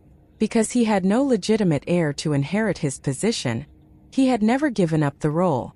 Meanwhile, the Savage Tiger King had never shown much respect for him. He had his own faction, mainly of the Golden Tiger lineage. It could even be said that he eagerly awaited the day the White Tiger Demon Emperor would die so he could take his place. The strength of this Savage Tiger King was indeed terrifying. It was he who had grievously wounded the previous Golden Lion King, leading to him dying and the God-slaying sword becoming masterless. By inheriting the God-slaying sword, Big Cat had inherited that karmic bond, and this battle for the throne was the perfect opportunity to challenge this opponent. "Contestants, prepare," the Sunborn Nymph Emperor said calmly. The two equally burly figures, both radiating powerful killing intent, faced each other. The Savage Tiger King had a rather odd name, Hong Hong. It was said that at birth, he was constantly groaning threateningly rather than crying, and thus was named after the sounds he was making. His bloodline had mutated significantly.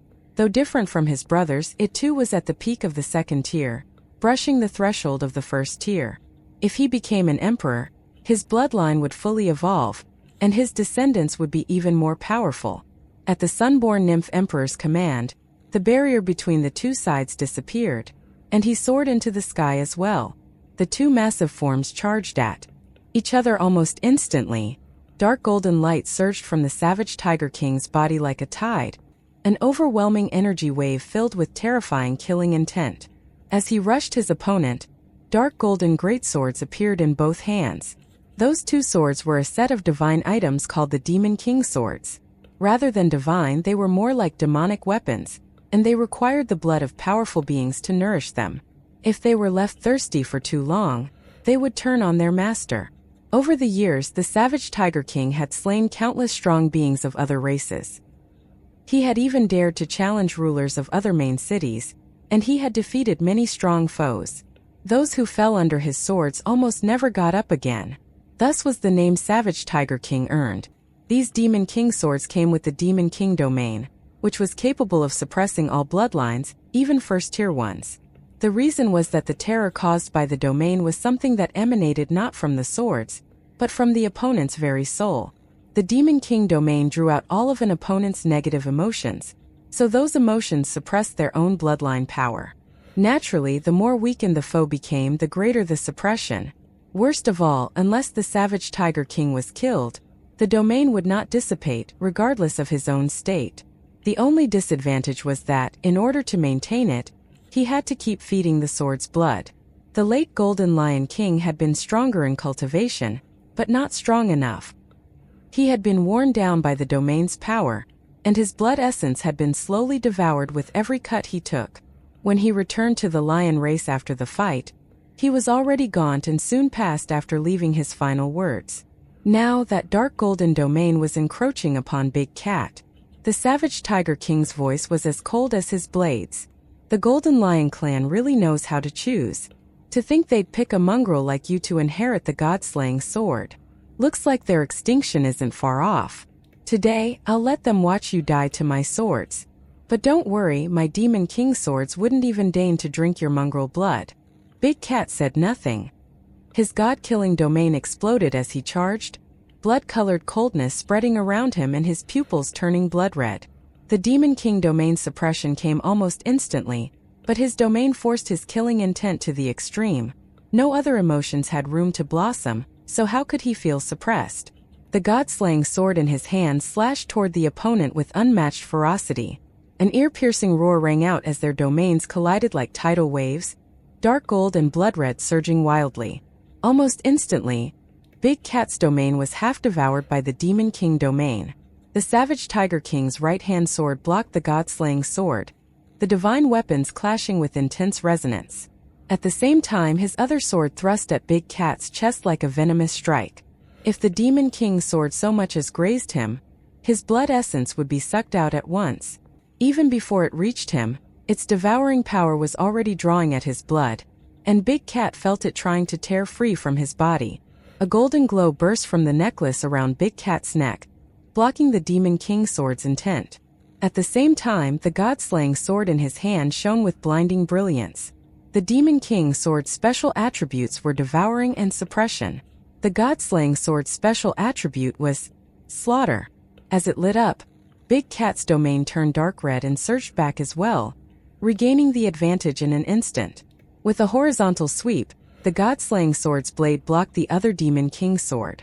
Big Cat recoiled from the force. The Savage Tiger King followed like a shadow, killing intent blazing in his eyes. His twin swords swung one after the other, cutting toward Big Cat. In cultivation and domain alike, he surpassed Big Cat. He had long stood at the peak of great Demon Kings, and his Demon King swords were each on par with the god-slaying sword. Among seated contestants, the only foe he had been rather wary of facing was Qiu Zixuan. His domain had no advantage over a foe who went all in on a single strike. But in a drawn-out fight, he feared no one. He had long known Big Cat would enter the contest. He had watched the earlier matches, and though his words were disdainful, he couldn't help but acknowledge Big Cat.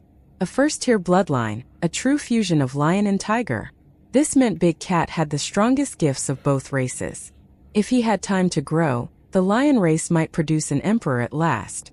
And indeed, if the golden mammoth lineage could produce an emperor, why couldn't the golden lion or golden tiger?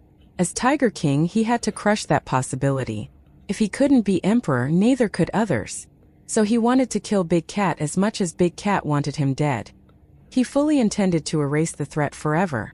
But a dazzling platinum glow burst from Big Cat's body, dyeing the god-slaying sword platinum too. And what happened next shocked the savage Tiger King. Big Cat didn't defend. Facing the deadly twin Demon King swords, he poured all his lion-tiger golden force into his blade. Not to block, but to strike at Hong Hong himself. They had only exchanged probing blows, yet Big Cat had already chosen this path, without hesitation. His god-slaying sword blazed platinum, its blade spitting killing light as his domain soared to its peak. That sword carried his resolve to kill, at any cost.